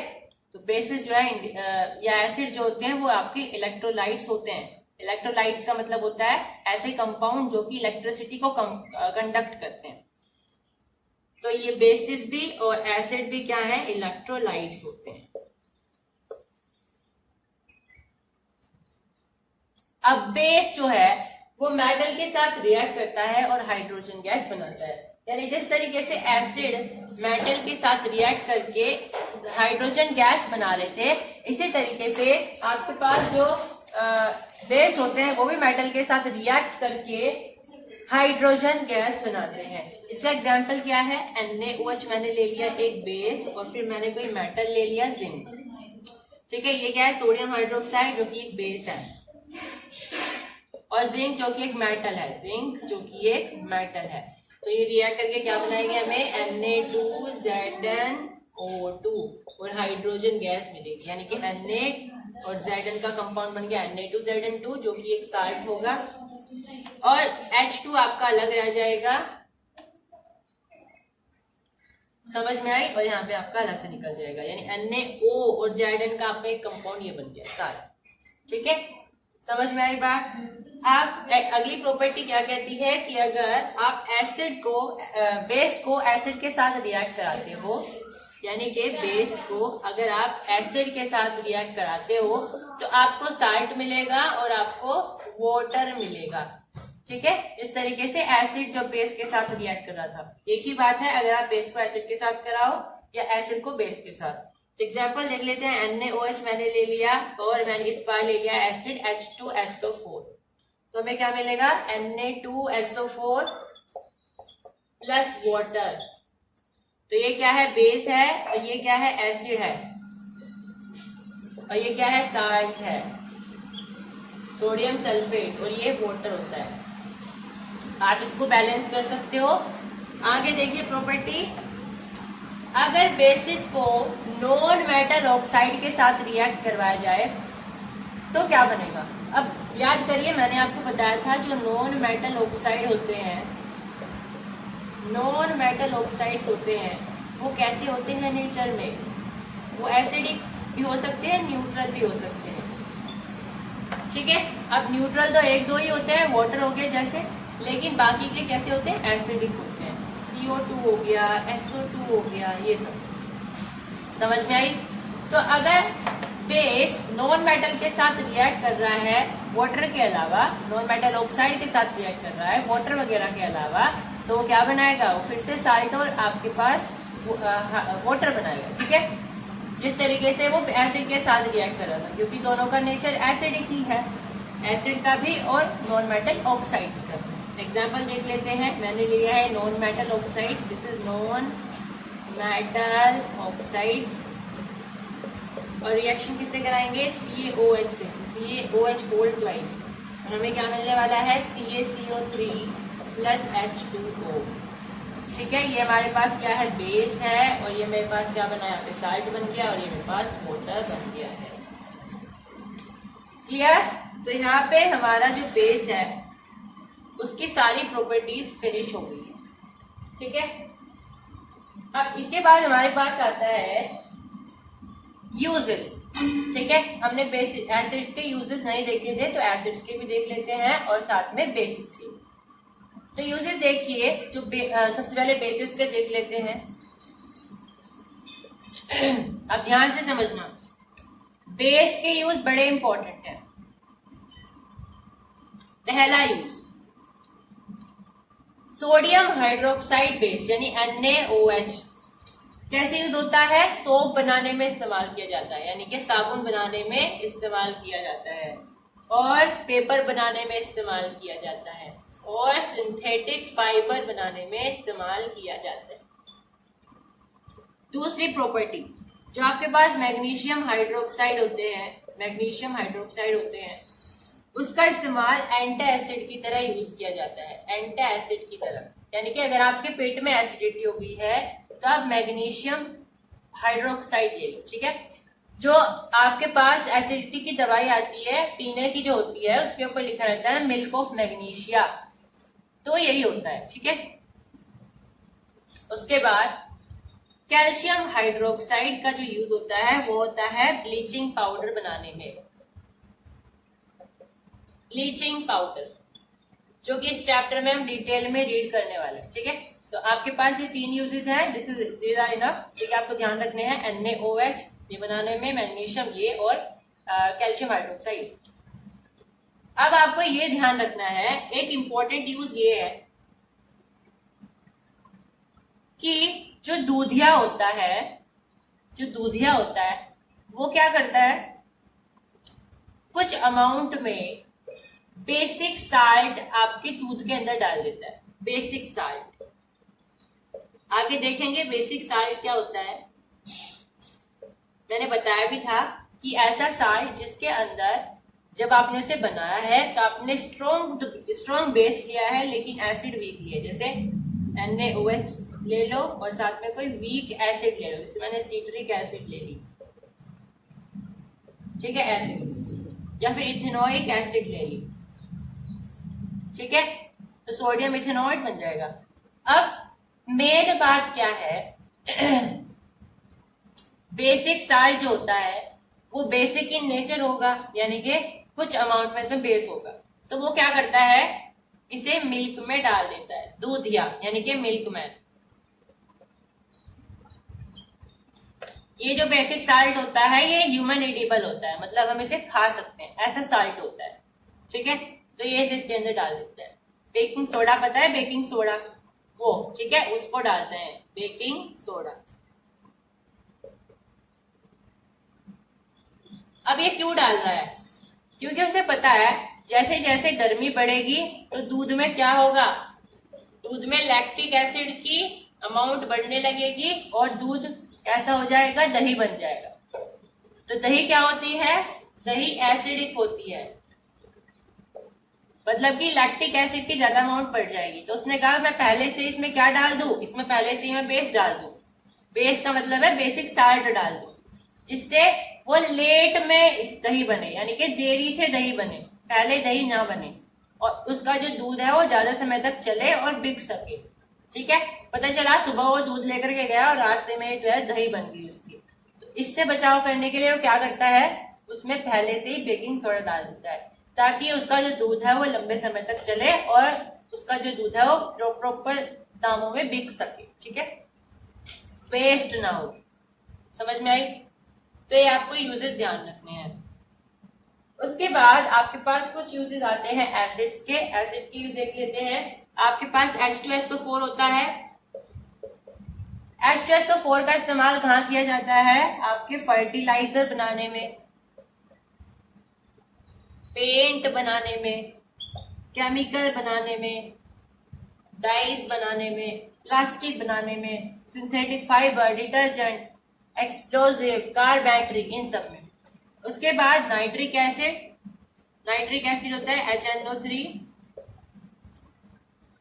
यह आपका इस्तेमाल किया जाता है TNT नाम का एक एक्सप्लोजिव होता है उसे बनाने में, और आपके पास होता है फर्टिलाइजर्स बनाने में। Clear everyone? तो TNT बनाने में इस्तेमाल किया जाएगा, और हम बोलते हैं कि फर्टिलाइजर बनाने में इस्तेमाल किया जाता है, ठीक है। नाइट्रोग्लिसरीन, ये सारी चीजें बनाने में इस्तेमाल करा जाता है। Clear everyone? तो उसके बाद नेक्स्ट प्रॉपर्टी होती है आपके पास HCl की। HCl कैसे यूज किया जाता है, तो HCl अगर आपके पास कोई ऐसी चीज है जैसे कि स्टील के जो ऑब्जेक्ट होते हैं, स्टील के जो बर्तन होंगे, उसके ऊपर ऐसा लगता है जैसे धुआं सा जम गया हो, है ना, तो उसे दूर करने के लिए आप HCl का इस्तेमाल करते हो, यानी कि remove oxides from steel object.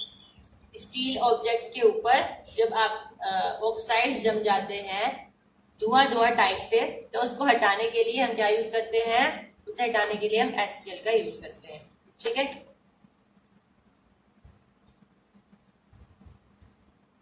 यहां तक समझ में आया सभी के? और यहाँ पे हमारा जो है बेस भी कंप्लीट हो गया। अब कुछ इंपॉर्टेंट सी बातें हम इसमें डिस्कस कर लेते हैं, जैसे कि आपके पास कुछ एसिड है, उनके कुछ टाइप है, फॉर्मूला है, उनके कुछ यूज है, ठीक है। और यहाँ पे हमारे पास हाँ यही है, ठीक है, तो हमें डिस्कस करना है। तो हमारे पास जो कार्बोनिक एसिड होती है, कार्बोनिक एसिड होती है, बेस कंप्लीट हो गया है, हम दोबारा से रिवीजन कर रहे हैं, ठीक है। जो कार्बोनिक एसिड थी वो मिनरल एसिड होती है, क्योंकि ये मिनरल से निकलती है, ठीक है। और इससे इसका जो फॉर्मूला होता है वो क्या होता है, H2CO3। इसका इस्तेमाल कहाँ किया जाता है, इसका इस्तेमाल किया जाता है सॉफ्ट ड्रिंक बनाने में, और ये हमारे गैस्ट्रिक जूस में भी पाई जाती है, और टैनिंग इंडस्ट्री में इसको यूज किया जाता है। टैनिंग इंडस्ट्री मतलब जो है पीने की ड्रिंक्स बनाते हैं वो सारी इंडस्ट्रीज। उसके बाद नाइट्रिक एसिड। नाइट्रिक एसिड का फॉर्मूला क्या होता है? HNO3 होता है और ये भी मिनरल एसिड होती है। ध्यान रखना सारी मिनरल एसिड स्ट्रॉन्ग एसिड होती है सिवाय कार्बोनिक एसिड के। This is exception. तो आपको ध्यान रखना है कार्बोनिक एसिड एक ऐसी एक्सेप्शन है जिसमें मिनरल एसिड होते हुए भी ये आपकी वीक एसिड होती है। इसका यूज कहाँ होता है नाइट्रिक एसिड का? TNT बनाने में, मैंने बताया एक्सप्लोजिव्स बनाने में, और नाइट्रोग्लिसरीन फर्टिलाइजर। उसके बाद सल्फ्यूरिक एसिड। सल्फ्यूरिक एसिड का फॉर्मूला H2SO4। ये भी एक मिनरल एसिड होता है और इसका यूज मैंने आपको अभी बताया है, ठीक है। और इसका और यूज भी हम बता सकते हैं। ये आपका हम यहाँ पे अच्छा सल्फ्यूरिक, ठीक, सल्फ्यूरिक। इसके यूज क्या होते हैं आपके? कार्बोनेटरी में, फर्टिलाइजर में, डिटर्जेंट में। इसके बाद है हाइड्रोक्लोरिक एसिड। इसका फॉर्मूला होता है HCl और ये भी एक मिनरल एसिड होती है। इसका इस्तेमाल हम यूज करते हैं, इसका इस्तेमाल कहाँ किया जाता है? कॉमन साल्ट यानी कि NaCl बनाने में। कैसे? क्योंकि हम HCl लेते हैं और फिर NaOH लेते हैं, तब जाकर के हमें क्या मिलता है? NaCl मिलता है। NaCl अगर बनाना है तो यही एसिड लेनी पड़ेगी और यही बेस लेना पड़ेगा, ठीक है। तब जाकर के हमें क्या मिलती है? एसिड। अब ऐसा नहीं हमें यही एसिड लेनी है, हो सकता है कोई और एसिड हो जिसमें Cl लगा हुआ हो यानी कि क्लोरीन लगा हुआ हो, ठीक है, इससे निकल सकता है। पर इसका यूज भी यही है कि हम इससे NaCl निकाल सकते हैं। और क्या होता है अगर आपको किसी स्टील ऑब्जेक्ट से हटानी है ऑक्साइड, तब आप यूज कर सकते हो। और प्यूरिफिकेशन के लिए इस्तेमाल होता है इसका, ब्लीचिंग एजेंट की तरह इस्तेमाल होता है इसका। समझ में आई? एक्वारीजिया में इस्तेमाल होता है, एक्वारीजिया बनाने के लिए। एक्वारीजिया का फॉर्मूला क्या होता है? HCl2HNO3। ये होता है आपके एक्वारीजिया का फॉर्मूला। एक्वारीजिया के बारे में डिटेल में हम डिस्कस करेंगे कि ये कैसे बनता भी है, ठीक है, 3rd चैप्टर में। फिलहाल आप ये देख लीजिए कि इसका फॉर्मूला होता है HCl2HNO3। इसको किंग ऑफ एसिड कहा जाता है, मैंने आपको बताया भी था, जो कि हाइड्रोक्लोरिक एसिड और नाइट्रिक एसिड के मिलान से मिलता है। इसमें हम HCl कितना लेते हैं और नाइट्रिक एसिड कितना लेते हैं, मैंने आपको सब बताया, ठीक है। उसके बाद आता है हमारा फॉस्फोरिक एसिड। फॉस्फोरिक एसिड एक मिनरल एसिड है और इसे हम H3PO4 से डिनोट करते हैं। इसका यूज होता है पेंट बनाने में, फर्टिलाइजर बनाने में। उसके बाद आपके पास यहाँ पे आता है फॉर्मिक एसिड। फॉर्मिक एसिड एक ऑर्गेनिक एसिड होती है। इसका फॉर्मूला होता है HCOOH। ये कीड़ी का जो स्टिंग होता है, जिससे कीड़ी काटती है, उसका जो कांटा होता है उसमें पाया जाता है। और जो हमारे बीज होती है, मधुमक्खी होती है, उनमें पाया जाता है, ठीक है। और आपको ये ध्यान रखना है कि ये हमारे मेडिसिन बनाने में इस्तेमाल किया जाता है। तो बीज बनाने में बीज के अंदर पाया जाता है, ठीक है, ध्यान रहेगा। चलो उसके बाद acetic acid. Acetic acid organic acid होती है और इसका फॉर्मूला क्या होता है? CH3COOH। और ये विनेगर बनाने में, सिरका बनाने में इस्तेमाल किया जाता है और सोलवेंट की तरह भी इस्तेमाल इसको किया जाता है। Lactic acid. लैक्टिक एसिड का फॉर्मूला क्या होता है? CH3CHOH, ठीक है, आप इसका एक फॉर्मूला लिख सकते हो। और ये आपके मिल्क को सोर करने के लिए, मतलब कि मिल्क को खट्टा करने के लिए किया जाता है या दही बनाने के लिए किया जाता है। तो सबसे पहले हम कॉन्सेप्ट ऑफ पीएच देख लेते हैं। पीएच है क्या आखिर? तो pH scale is a commonly used scale. सबसे पहले तो ये देख लो कि पीएच ये जो वर्ड है, ये एब्रिविएशन है, इसकी फुल फॉर्म क्या है? तो पीएच का मतलब होता है पोटेंस ऑफ हाइड्रोजन। मतलब ऐसी स्केल जो कि हाइड्रोजन का पोटेंशियल बताती है कि किसी सब्सटेंस में हाइड्रोजन के आयंस कितने प्रेजेंट हैं, ठीक है। हाइड्रोजन के आयन यानी H+ ions. Is it clear? या आप ऐसा भी बोल सकते हो H3O पॉजिटिव आयंस। क्योंकि जब आप पीएच चेक करते हो तो उस जिस भी सब्सटेंस का आप पीएच चेक करना चाहते हो उसको एक्वायर्ड सॉल्यूशन में मिक्स कर लेते हो।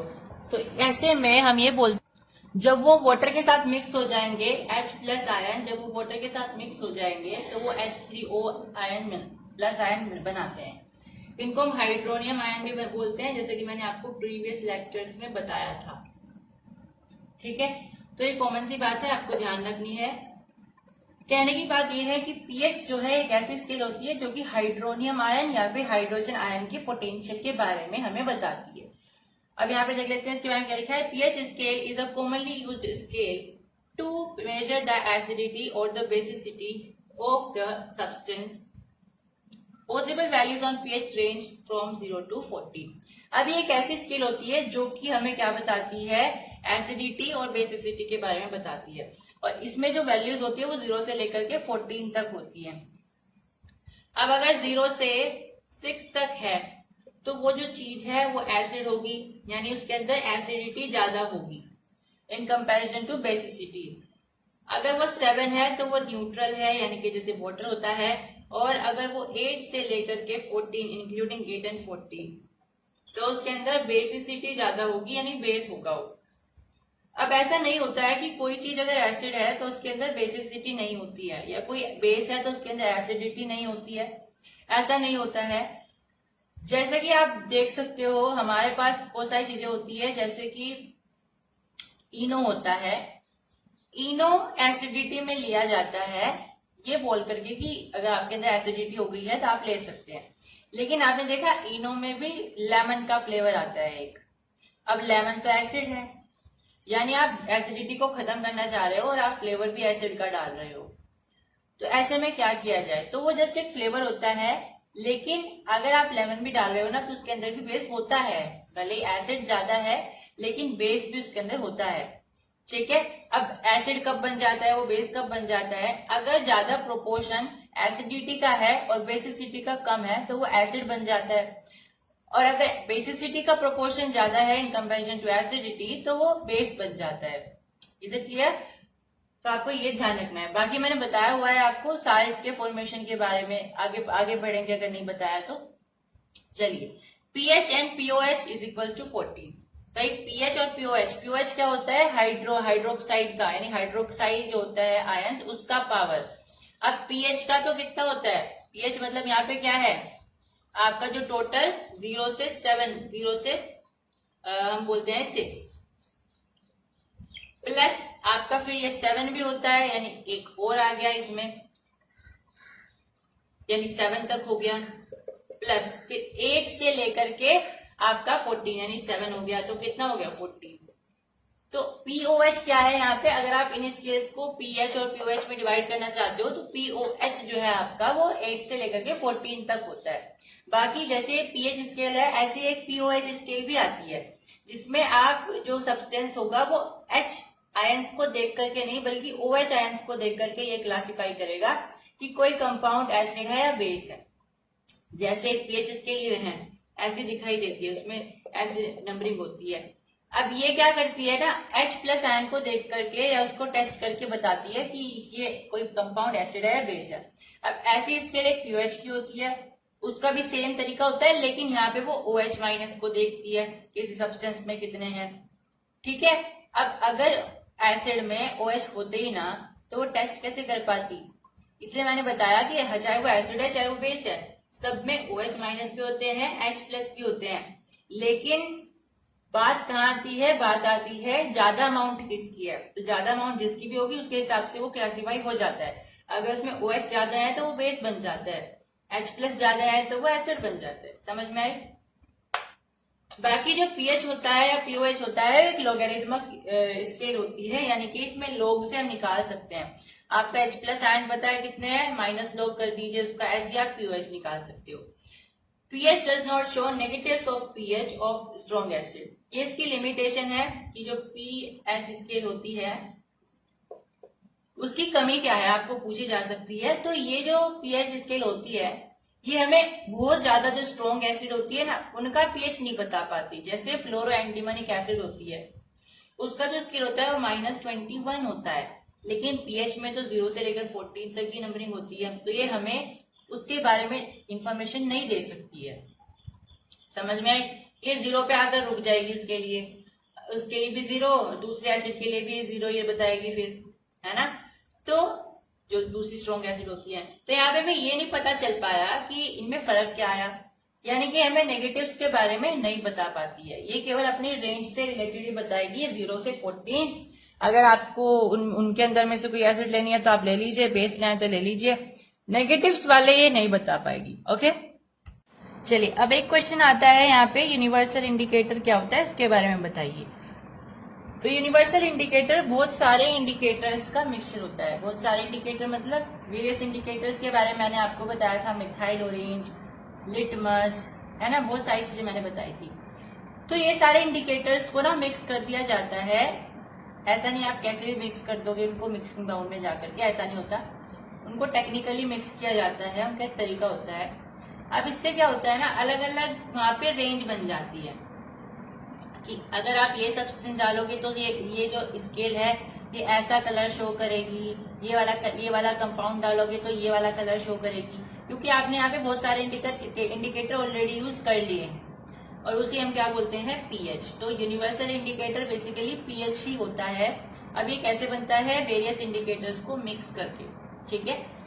अब डेली लाइफ एप्लीकेशंस क्या है पीएच की, सबसे पहला तो है सोइल्स और लॉन में, यानी कि आप अपनी खेत की मिट्टी में और अपने गार्डन की मिट्टी में पीएच का यूज कर सकते हो। कैसे, अगर आपको ये चेक करना है कि आपकी फसल जो है ज्यादा ऐसी मिट्टी में उगेगी कि जहाँ पे एसिडिटी ज्यादा होनी चाहिए या बेसिडिटी ज्यादा होनी चाहिए, तो आप कैसे चेक कर सकते हो, वहां से मिट्टी का सैंपल ले लीजिए, उसको पानी में मिलाइए और पीएच निकाल करके देखिए, ठीक है। आपको पता चल जाएगा कि आपकी जो स्केल है उसका जो कलर है वो अगर एसिडिटी की तरफ आता है, जिसका मतलब है कि आपकी मिट्टी में एसिड ज्यादा है।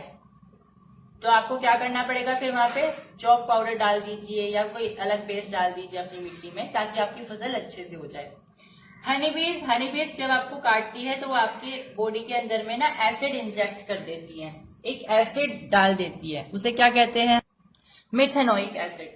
तो हनी बीज जो एसिड हमारी बॉडी के अंदर इंजेक्ट करती है वो मिथेनोइक एसिड होती है। अब अगर वो एसिड डाल रही है उसे ठीक करने के लिए हमें बेस यूज करना पड़ेगा। तो जब मधुमक्खी हमें काटती है तो हमें क्या करना पड़ता है, वहां पे बेकिंग सोडा रगड़ना पड़ता है, तब जाकर के आप ठीक हो जाओगे। अब वास्प क्या होती है, वास्प जो हनी बी जैसी लगती है लेकिन थोड़ी सी लंबी होती है साइज में, जिनको गाँव की भाषा में भीड़ड़ कहा जाता है, ठीक है। अब ये क्या करती है, ये हमारी बॉडी के अंदर ना बेस इंजेक्ट करती है, दोनों में फर्क होता है। अगर ये बेस इंजेक्ट कर रही है तो आप वहां पे अचार होता है, पिकल या विनेगर डाल सकते हो, विनेगर से आप वहां पे यूज कर सकते हो, उससे ठीक हो जाएगा। लेकिन हम लोग क्या करते हैं, हर जगह उस अचार को यूज कर लेते हैं, वो गलत है। अगर आपको हनी बी ने काटा है तो आप वहां पे अचार यूज नहीं कर सकते, क्योंकि ऑलरेडी उसने एसिड इंजेक्ट कर दिया, तो आप उसमें एसिड डाल करके उसे और ज्यादा जो है वहां पे पेनफुल कर दोगे। तो आपको ये देख करके करना है। और 2 एप्लीकेशन आप कमेंट बॉक्स में बताओगे। तो that's all in this video, thank you. सबसे पहले तो साल्ट है क्या, तो साल्ट एक तरीके का कंपाउंड होता है। मैंने आपको चैप्टर की स्टार्टिंग में बताया था कंपाउंड क्या होते हैं। अब कंपाउंड मैंने 3 तरीके के बताए थे, एसिड, बेस और साल्ट, ये उनकी कैटेगरी है। अगर मैं कंपाउंड की बात करूं तो कंपाउंड वैसे 2 तरीके के होते हैं, एक होता है कोवेलेंट कंपाउंड, एक होता है आयनिक कंपाउंड। तो जो साल्ट होता है वो कौन सा कंपाउंड होता है, वो बेसिकली आयनिक कंपाउंड होता है, ठीक है। क्यों होता है आयनिक कंपाउंड, क्योंकि साल्ट कब बनता है, जब 2 आयंस आपस में मिल जाते हैं और एक कंपाउंड बनाते हैं। फॉर एग्जाम्पल Na+ है मेरे पास, ये एक केटायन है, और Cl- है मेरे पास जो कि एक एनायन है, ये आपस में मिलकर के NaCl बनाएंगे जो कि एक साल्ट है। तो ये किससे मिलकर के बना, आयंस से मिलकर के बना। कैटायन और एनायन क्या है, आयंस हैं, जिनके ऊपर चार्ज होता है बेसिकली, ठीक है। कैटायन, एनायन, और ये जो कंपाउंड के टाइप्स होते हैं, आयनिक कंपाउंड, कोवेलेंट कंपाउंड, ये नेक्स्ट चैप्टर के टॉपिक्स हैं, उसमें हम डिटेल में पढ़ेंगे। अभी के लिए आप ये समझ लीजिए कि जो साल्ट होता है वो एक कंपाउंड होता है, और कंपाउंड भी कैसा, आयनिक कंपाउंड। अब ये बनता कैसे है, एक एसिड से बनता है। जब आप एक एसिड में से एक हाइड्रोजन रिमूव कर देते हो, मैंने क्या बताया है, आप किसी एसिड से, मान लीजिए कोई भी एसिड है, HCl एसिड है, और उसमें से आपको ये H हटाना है, तो क्या बचा, Cl नेगेटिव। आपको फिर ये हटाना कैसे है, आपको एक वहां पे मेटल लेकर के आना पड़ेगा, ठीक है। जैसे ही मैंने H हटाया, यहाँ पे अगर मैंने मेटल लेकर के आ गया मैं Na+, तो Na+Cl नेगेटिव क्या बनेगा मेरे पास, NaCl। Is it clear. तो यहाँ पे हमने क्या देखा है कि साल्ट कैसे बनता है, जब हम किसी एसिड से हाइड्रोजन को हटा देते हैं और उसका रिप्लेसमेंट कर देते हैं किसी मेटल से, तो हमारा साल्ट बन जाता है। प्रैक्टिकली मैंने आपको साल्ट बनाना सिखाया है, अगर आपने वीडियो नहीं देखी है तो जल्दी से जा करके देखिए। अब वैसे तो हम ये बोल रहे हैं कि जो साल्ट है वो कैसे बनता है, एक हाइड्रोजन को रिमूव करके उसमें मेटल का रिप्लेसमेंट कर दो, लेकिन हमने ये भी देखा था कि एक न्यूट्रलाइजेशन रिएक्शन होती है, उससे भी तो साल्ट बन जाता है। तो उसके अनुसार एसिड साल्ट कैसे बनता है, एसिड में जब आप बेस मिला देते हो तब आपका साल्ट बन जाता है, ठीक है। तो ऐसे में हम ये बोल सकते हैं कि एसिड और बेसिस उसके क्या है, उसके पेरेंट्स हैं, ठीक है। जैसे आप क्या हो, अपने पेरेंट्स के बेबी हो, इस तरीके से जो साल्ट है वो एसिड और बेसिस का बेबी है, तो उसके पेरेंट्स कौन हो गए, एसिड और बेस, ठीक है। It is a important question, मतलब ये क्वेश्चन की फॉर्म में आ सकता है। ये मैंने बता दिया आपको कि साल्ट एक आयनिक कंपाउंड होते हैं और ये सॉलिड होते हैं। देखो ये ना आपके अगले चैप्टर में है कि आयनिक कंपाउंड की प्रॉपर्टीज बताइए। आयनिक कंपाउंड की प्रॉपर्टी होती है कि ये सॉलिड होते हैं मोस्टली, और इनका हाई मेल्टिंग पॉइंट होता है और हाई बॉइलिंग पॉइंट होता है, ठीक है। टोटल जो साल्ट की फैमिलीज होती है वो 12 होती है। फैमिलीज का मतलब क्या है, जैसे क्लोराइड के साल्ट हो गए, सल्फेट के साल्ट हो गए, फ्लोराइड के साल्ट हो गए, ठीक है। तो टोटल हमारे पास 12 फैमिलीज होती है salts. Salts are of 3 types in terms of their pH के अनुसार बताएं तो पीएच के अनुसार साल्ट्स के 3 टाइप होते हैं। पहला टाइप होता है एसिडिक साल्ट, दूसरा टाइप होता है बेसिक साल्ट और तीसरा टाइप होता है न्यूट्रल साल्ट। अब पीएच के अनुसार का मतलब क्या है, जैसा कि मैंने पहले भी बताया आपको कि जब मैं स्ट्रॉन्ग एसिड और वीक बेस लूं तो मेरा कैसा साल्ट बनता है, एसिडिक साल्ट बनता है। अगर मैं वीक एसिड और स्ट्रॉन्ग बेस लूं तो मेरा कैसा एसिड बनता है, बेसिक साल्ट बनता है। और अगर मैं स्ट्रॉन्ग एसिड और स्ट्रॉन्ग बेस लूं तो मेरे पास न्यूट्रल साल्ट बनता है। ये 3 केस होते हैं इनके, तो ये आपको इस फॉर्मेट में ध्यान रख सकते हो आप। बाकी के एग्जाम्पल्स भी आप रिसर्च कर सकते हो, एग्जाम्पल्स इतने इंपॉर्टेंट है नहीं इस चीज में। आप यहाँ पे पीएच ध्यान रख सकते हो, एसिडिक साल्ट की पीएच कितनी होगी, 7 से कम होगी, न्यूट्रल की कितनी होगी, 7 होगी, और बेसिक साल्ट की 7 से ज्यादा होगी, 14 तक। पीएच भी आपको पूछी जा सकती है। मैंने यहाँ पे एग्जाम्पल लिख भी दिए हैं एसिडिक साल्ट, बेसिक साल्ट और न्यूट्रल साल्ट के। एसिडिक साल्ट में हमारा अमोनियम क्लोराइड कैसे बनता है, तो मैंने यहाँ पे NH4OH HCl लिया है जिससे हमारा ये प्रिपेयर हो गया है। ऐसे ही CaOH2 और CO2 लिया है। अब ये बेस है, ये आप सोच रहे होंगे तो गैस है, ये भी एसिड होती है, ठीक है, क्योंकि नॉन मेटल है और ये उसका ऑक्साइड है। तो नॉन मेटल ऑक्साइड हमेशा एसिडिक होते हैं, हमेशा नहीं होते, न्यूट्रल भी हो सकते हैं, एसिडिक भी हो सकते हैं, पर CO2 हमारा एसिडिक होता है। ये नेक्स्ट चैप्टर में है, ठीक है। अभी के लिए आप ये मान लीजिए ये एक एसिड ही है और इससे हमारा CaCO3 प्रिपेयर हो गया है, जो कि एक बेसिक साल्ट है। ऐसे ही यहाँ पे कॉमन सी रिएक्शन लिखे है तो आप सब जानते हैं, ये न्यूट्रल साल्ट का एग्जाम्पल है। चलिए नेक्स्ट टॉपिक देखेंगे। चलिए अब हम इम्पोर्टेंट साल्ट्स के बारे में पढ़ेंगे। सबसे पहला साल्ट है वॉशिंग सोडा। आप सभी ने अपने घर में देखे होंगे, जिससे कपड़े धोए जाते हैं उसे बोलते हैं वॉशिंग सोडा, ठीक है। वैसे तो वो डिटर्जेंट पाउडर होता है, लेकिन कहीं ना कहीं वॉशिंग सोडा उसमें इस्तेमाल किया जाता है। अब ये बनता कैसे है, इसका केमिकल फॉर्मूला क्या है, इसकी प्रॉपर्टीज क्या है, केमिकल नेम क्या है। तो अगर मैं बात करूं केमिकल नेम की, तो इसका केमिकल नेम होता है सोडियम कार्बोनेट डेकाहाइड्रेट, और फॉर्मूला क्या है, Na2CO3.10H2।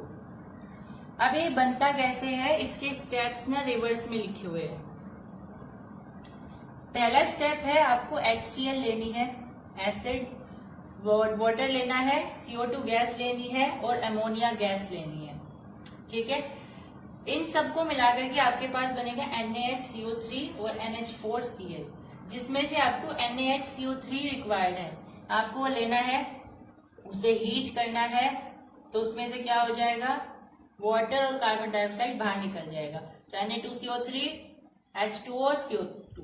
जब भी आप इस चीज को हीट करते हो ना, उसके अंदर से वाटर निकल जाता है। ठीक है, कहीं ना कहीं के अंदर, क्योंकि वाटर होता ही है प्रेजेंट, तो आपने इसको हीट किया, इसका मतलब होता है हीट करना, ये हीट करने का सिंबल होता है। तो आपने इसको हीट किया, यहाँ पे वाटर बना और CO2 बन गया। ठीक है, अब नेक्स्ट स्टेप में आपने ये Na2CO3 जो बना ना, इसको उठाया और इसमें 10 मॉलिक्यूल्स ऑफ H2O मिला दिए और आपके पास आपका रिक्वायर्ड कंपाउंड जो कि Na2CO3.10H2O मिलकर के तैयार, बन करके तैयार है। ठीक है, अब इसकी प्रॉपर्टीज क्या है, it is one of the few metal carbonate which are soluble in water, यानी ये कुछ चुनिंदा मेटल कार्बोनेट में से एक है जो कि पानी में घुलनशील होते हैं, पानी में मिलाए जा सकते हैं और घुल भी जाते हैं। ठीक है, यूज एज क्लींसिंग एजेंट, इनको साफ करने के लिए यूज किया जाता है, जैसे कि हम कपड़े वगैरह धोते हैं तो क्लींसिंग एजेंट की तरह यूज होते हैं। साथ में पानी की परमानेंट हार्डनेस को भी रिमूव किया जा सकता है इसकी मदद से। पानी में अगर आप मिलाओगे तो वाटर अगर हार्ड है तो उसका हार्डनेस हट जाएगी, वहां से सॉफ्ट सॉफ्ट सा लगेगा। In the manufacture of sodium compound, sodium compound जैसे बोरेक्स बनाने के लिए इस्तेमाल किया जाता है। ठीक है, बाकी सोप यानी कि साबुन, ग्लास, पेपर, ये सारी चीजें बनाने के लिए भी वॉशिंग सोडा का इस्तेमाल किया जाता है। नेक्स्ट इंपॉर्टेंट साइट है बेकिंग सोडा। बेकिंग सोडे का फॉर्मूला क्या होता है, NaHCO3। ठीक है, यानी कि सोडियम बाइकार्बोनेट या सोडियम हाइड्रोजन कार्बोनेट। अब इसकी प्रिपरेशन क्या है भाई, Na2CO3 में कार्बन डाइऑक्साइड मिला दो, H2O मिला दो, आपके पास 2 मोल NaHCO3 प्रिपेयर होकर के आ जाएगी। तो इसका फॉर्मेशन आसान सा है। अब इसकी प्रॉपर्टीज क्या है, एक तो इसको हम एंटासिड की तरह इस्तेमाल करते हैं, यानी कि अगर हमारे पेट में एसिडिटी हो जाती है तो हम इसको खा सकते हैं, इसका घोल पी सकते हैं, इससे हमारा पेट ठीक हो जाता है। साथ में बेकिंग पाउडर बनाने के लिए इस्तेमाल किया जाता है, वेरी इंपॉर्टेंट, बेकिंग पाउडर बनाने के लिए इसका इस्तेमाल किया जाता है। साथ में फायर एक्सटिंग्विशर बनाने के लिए इस्तेमाल किया जाता है। ठीक है, जो सोडा एसिड फायर एक्सटिंग्विशर होता है ना, वो इसी से बनता है। अब आप कंफ्यूज हो या मुझे नहीं पता, इन दोनों चीजों में आपने कभी डिफरेंस जानना चाहा या नहीं, लेकिन बेकिंग सोडा और बेकिंग पाउडर दोनों अलग अलग चीजें होती है। कैसे, बेकिंग सोडा केवल NaHCO3 होता है, बस ये होता है बेकिंग सोडा। लेकिन बेकिंग पाउडर कब बनता है, जब आप इसमें कोई एक एसिड से कोई H+ आयन मिला दो या कोई एक एडिबल ऑयल मिला दो, यानी H+ मिला दिया। अब मैंने सिट्रिक एसिड मिलाया या क्या मिलाया, टाइट्रिक एसिड से मिलाया, ये कुछ मुझे नहीं पता, बस मैंने इसमें एक H+ आयन मिला दिया और अब मेरे पास ये प्रिपेयर हो गया है बेकिंग पाउडर। अब क्वेश्चन पता है क्या आएंगे, क्वेश्चन ये आता है कि आप केक जब बनाते हो तो केक बनाने के लिए आप क्या यूज करते हो, बेकिंग सोडा यूज करते हो या बेकिंग पाउडर यूज करते हो, तो आपका आंसर क्या होगा, बेकिंग पाउडर यूज करते हो। अब क्वेश्चन आएगा कि बेकिंग पाउडर ही क्यों यूज करते हो, आप बेकिंग सोडा क्यों नहीं यूज करते हो, क्योंकि अगर आप बेकिंग सोडा यूज करोगे तो केक में कड़वाहट आ जाती है।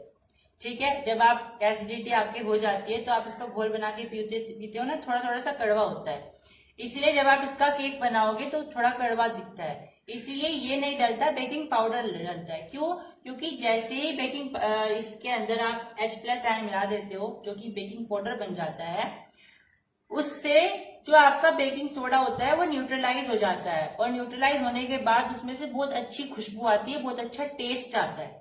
समझ में आई, तो अब जो आपका केक बनेगा वो बहुत बढ़िया बनता है, फ्लफी बनता है। समझ में आई, फ्लफी तो पहले भी बन जाता है लेकिन वो टेस्टी ना बनता, उसके अंदर कड़वाहट आ जाती। तो उस कड़वाहट को हटाने के लिए हम बेकिंग सोडा ना यूज करके बेकिंग पाउडर यूज करते हैं। अब बेकिंग पाउडर में क्या होता है, जो सोडा के अंदर में कड़वाहट होती है वो दूर हो जाती है। कि कैसे दूर होती है, जब हमने H+ आयन मिला दिया ना, उससे वो दूर हो जाती है। Is it clear?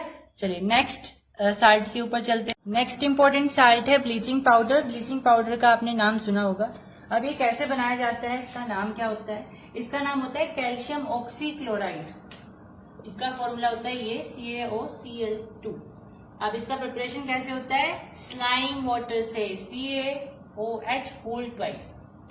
इसमें क्लोरीन मिला देते हो तो आपको यहाँ पे ब्लीचिंग पाउडर मिल जाता है, साथ में वाटर भी मिलता है। और अगर आप ब्लीचिंग पाउडर को इसको किसी डिल्यूट एसिड से मिला दो ना तो आपको क्लोरीन वापस से मिल जाती है। समझ में आया ना, ये वाली जो क्लोरीन है। अब ये जो ब्लीचिंग पाउडर होता है इसमें से बहुत ज्यादा स्ट्रॉन्ग स्मेल आती है क्लोरीन की। अब ये क्यों आती है, क्योंकि इसके अंदर जो मेन ब्लीचिंग एजेंट है ना वो क्लोरीन ही है। समझ में आई। तो ये हमारा जो है कोल्ड वाटर में सोल्यूबल होता है, ठंडे पानी में सोल्यूबल होता है, लेकिन फिर भी छोटे छोटे से पार्टिकल्स इनसोल्यूबल रेसिड्यू नीचे बच जाते हैं। ठीक है। Real bleaching agent in bleaching powder is chlorine. ऐसा क्यों होता है कि क्लोरीन ही है इसमें रियल ब्लीचिंग पाउडर, क्योंकि क्लोरीन के पास एक प्रॉपर्टी होती है इसकी ऑक्सीडाइजिंग प्रॉपर्टी। क्लोरीन के पास एक बहुत अच्छी प्रॉपर्टी होती है, वो होती है ऑक्सीडाइजिंग प्रॉपर्टी। ऑक्सीडाइजिंग प्रॉपर्टी का मतलब क्या है, या तो आप एडिशन ऑफ इलेक्ट्रॉन करो या फिर आप एडिशन ऑफ ऑक्सीजन करो या रिमूवल ऑफ हाइड्रोजन करो, इसका मतलब ये होता है। तो ब्लीचिंग के पास, क्लोरीन के पास ये तीनों प्रॉपर्टी होती है। Use for disinfecting drinking water. अगर आपका पानी जो है गंदा है, टैंक वगैरह में ना इसका इस्तेमाल किया जाता है, क्लोरीन की बटियां डाल दी जाती हैं, इससे पानी ना साफ हो जाता है, डिसइंफेक्ट हो जाता है, कीटाणु मर जाते हैं उसके। Use in manufacturing CHCl3। Chloroform होता है बेसिकली, सुना आपने, क्लोरोफ्लोरोकार्बन, उसका ही एक डेरिवेटिव है क्लोरोफॉर्म, उसी से निकलता है फिर क्लोरोफ्लोरोकार्बन। समझ में आई। तो ये क्लोरोफ्लोरोकार्बन को बनाने का क्या तरीका होता है, आप इसे इसी ब्लीचिंग पाउडर से बनाते हो, कहने की बात ये। ठीक है। तो ये सारी मैंने आपको प्रॉपर्टी बताई। इसकी लास्ट वाली प्रॉपर्टी है यूज इन मैन्युफैक्चरिंग CHCl3। इसका मतलब है क्लोरोफॉर्म बनाने के लिए इसका इस्तेमाल किया जाता है। नेक्स्ट देखेंगे। अब एक ब्लीचिंग एजेंट तो होता है हमारे पास क्लोरीन, लेकिन आपने देखा होगा जो घर में हम या पार्लर वगैरह में औरतें ब्लीचिंग कराती हैं, या औरतें भी कराती हैं, जेंट्स भी कराते हैं, तो जो ब्लीचिंग कराते हैं क्या वो वही ब्लीचिंग होती है जो CaOCl2 वाली हमने देखी? तो हम बोल सकते हैं वो है, लेकिन उससे बनाने का जो एजेंट होता है वो अलग होता है। क्या होता है, यहाँ पे उसे बनाने के लिए आप सोडियम हाइड्रोक्साइड में क्लोरीन मिक्स करते हो, तब जाकर के आपको NaClO यानी सोडियम हाइपोक्लोराइड मिलता है, जो कि वो ब्लीचिंग एजेंट होता है जो कि उस ब्लीचिंग को बनाने के लिए इस्तेमाल किया जाता है, जो कि लोग पार्लर वगैरह में जाके करवाते हैं। समझ में आया। तो ये वो ब्लीचिंग एजेंट है। ठीक है, ब्लीचिंग एजेंट है, ये ब्लीचिंग पाउडर नहीं है, ये ब्लीचिंग एजेंट है जिसका इस्तेमाल फिर ब्लीचिंग करने के लिए इस्तेमाल किया जाता है पार्लर वगैरह में या घर में। समझ में आई। अब ये जो ब्लीचिंग एजेंट होता है इसका इस्तेमाल हाउस होल्ड ब्लीचेस में यूज किया जाता है, या फिर कपड़े वगैरह को ब्लीच करने के लिए इस्तेमाल किया जाता है, उनको रंगने के लिए। समझ में आई। ब्लीचिंग, सॉरी, रंगने के लिए नहीं, रंगना तो मतलब डाई होता है, ब्लीचिंग मतलब उनका रंग उतारने के लिए। समझ में आई। नेक्स्ट आर्ट है प्लास्टर ऑफ पेरिस, जिसे हम POP बोलते हैं, और ये कैसे बनता है, जिप्सम से बनता है। ये होता है हमारा जिप्सम, CaSO4। अगर आप इसमें 2 मोल H2O मिला दो 100 डिग्री सेल्सियस पर, अगर आप इसे गर्म करो या आप इसे हीट दो, और किलन में, एक किलन होता है एक तरीके का कंटेनर जिसमें आप इसको हीट करते हो, तब आपके पास CaSO4.12H2O बन जाता है, एंड 1/1H2O बाद बाकी निकल जाता है। अगर ऐसा प्रैक्टिकली पॉसिबल नहीं है कि हाफ H2O निकले, तो हम ऐसा मान के चलते हैं कि ऐसा हुआ है, बाकी ऐसा होता नहीं है। ठीक है, कि हाफ H2O ही निकलेगा। अब ये नेचुरली ना यहाँ से निकल जाता है, नेचुरली इसमें से हाफ ही निकल जाता है। समझ में, हम उसे मान करके चलते हैं कि ये हाफ है। इसके पीछे का क्या लॉजिक है वो भी हम आगे देखेंगे अगली नेक्स्ट स्लाइड में। अगर आप इसमें, मैंने लिखा है यहाँ पे टेम्परेचर 100 डिग्री सेल्सियस, अगर आप इस 100 डिग्री सेल्सियस से ऊपर लेकर के चले जाते हो ना टेम्परेचर, तो ये जो आपके पास HCSO4 बनेगा, इसमें एक भी वाटर की अमाउंट नहीं होगी। अब वो हाफ तो क्या, एक भी नहीं होगी, हाफ भी, एक भी, 1.5 कुछ नहीं बनेगी, माइनस में भी नहीं बचेगी, कहने की बात है। समझ में आई। तो वो बिल्कुल पानी के एनहाइड्रस हो जाएगा, और उसे हम बोलेंगे डेड बर्न्ड प्लास्टर, यानी कि बिल्कुल ज्यादा से वो है, भुन गया है ना। हम बोलते हैं ना किसी चीज को जब वो ज्यादा भुन जाती है तो वो उसे बोलते हैं डेड बर्न्ट, कि ज्यादा भुन गया है, ज्यादा जल गया है। तो अगर आप 100 डिग्री सेल्सियस से ज्यादा लेकर के जाओगे टेम्परेचर, तो यहाँ पे उसका सारा का सारा पानी उड़ जाएगा और वो केवल और केवल CaSO4 बचेगा। लेकिन अब वो जो CaSO4 बचेगा ना, वो बिल्कुल बर्न्ट हो चुका होगा, किसी काम का नहीं होगा। समझ में आई? अब हम देख रहे हैं इसके पीछे का लॉजिक क्या है। जो हमने बताया था ना हाफ H2O क्या है, हाफ ही क्यों लिया, ठीक है। अब इसके पीछे का लॉजिक क्या है, जो हमारा POP होता है उसका जो रियल फॉर्मूला होता है वो 2CaSO4.H2O होता है, लेकिन कन्वेंसी के लिए हम इसे लिखते हैं CaSO4.12H2O। चाहे तो आप इसको ऐसे लिख लो, चाहे इसको ऐसे लिख लो, एक ही बात है। तो मेनली 2 मोल लिए जाते हैं, पर क्योंकि हम स्टार्टिंग में 2 ही लेकर के चलते हैं वाटर के मॉलिक्यूल, तो बाद में फिर हमें यहाँ पे हाफ लेना पड़ता है। अगर आप वहां पे 4 ले लो तो वहां पे 2 लिख सकते हो। ओके। पीओपी के पास एक रिमार्केबल प्रॉपर्टी होती है कि जैसे ये पानी के कांटेक्ट में आता है तो बिल्कुल हार्ड मास में जम जाता है। इसलिए अगर किसी की हड्डी टूट जाती है तो वहां पे पीओपी का प्लास्टर बांधा जाता है ताकि वो जल्दी से ठीक हो जाए। अब एक नेक्स्ट टॉपिक आता है हमारे पास, water of crystallization. Next topic है water of crystallization. Water of crystallization का मतलब होता है कि किसी कंपाउंड के ऊपर वाटर के कितने मोल आ गए हैं, ठीक है। जैसे यहाँ पे आपने देखा CaSO4.12H2O, तो इसका वाटर ऑफ क्रिस्टलाइजेशन कितना आया, हाफ आया। ऐसे अगर मैं कहूँ FeSO4.7H2O, तो इसका वाटर ऑफ क्रिस्टलाइजेशन कितना आया, 7 आ गया। Is it clear? तो यहाँ पे हमारा चैप्टर होता है finish. Hope you have like the session and subscribe the channel.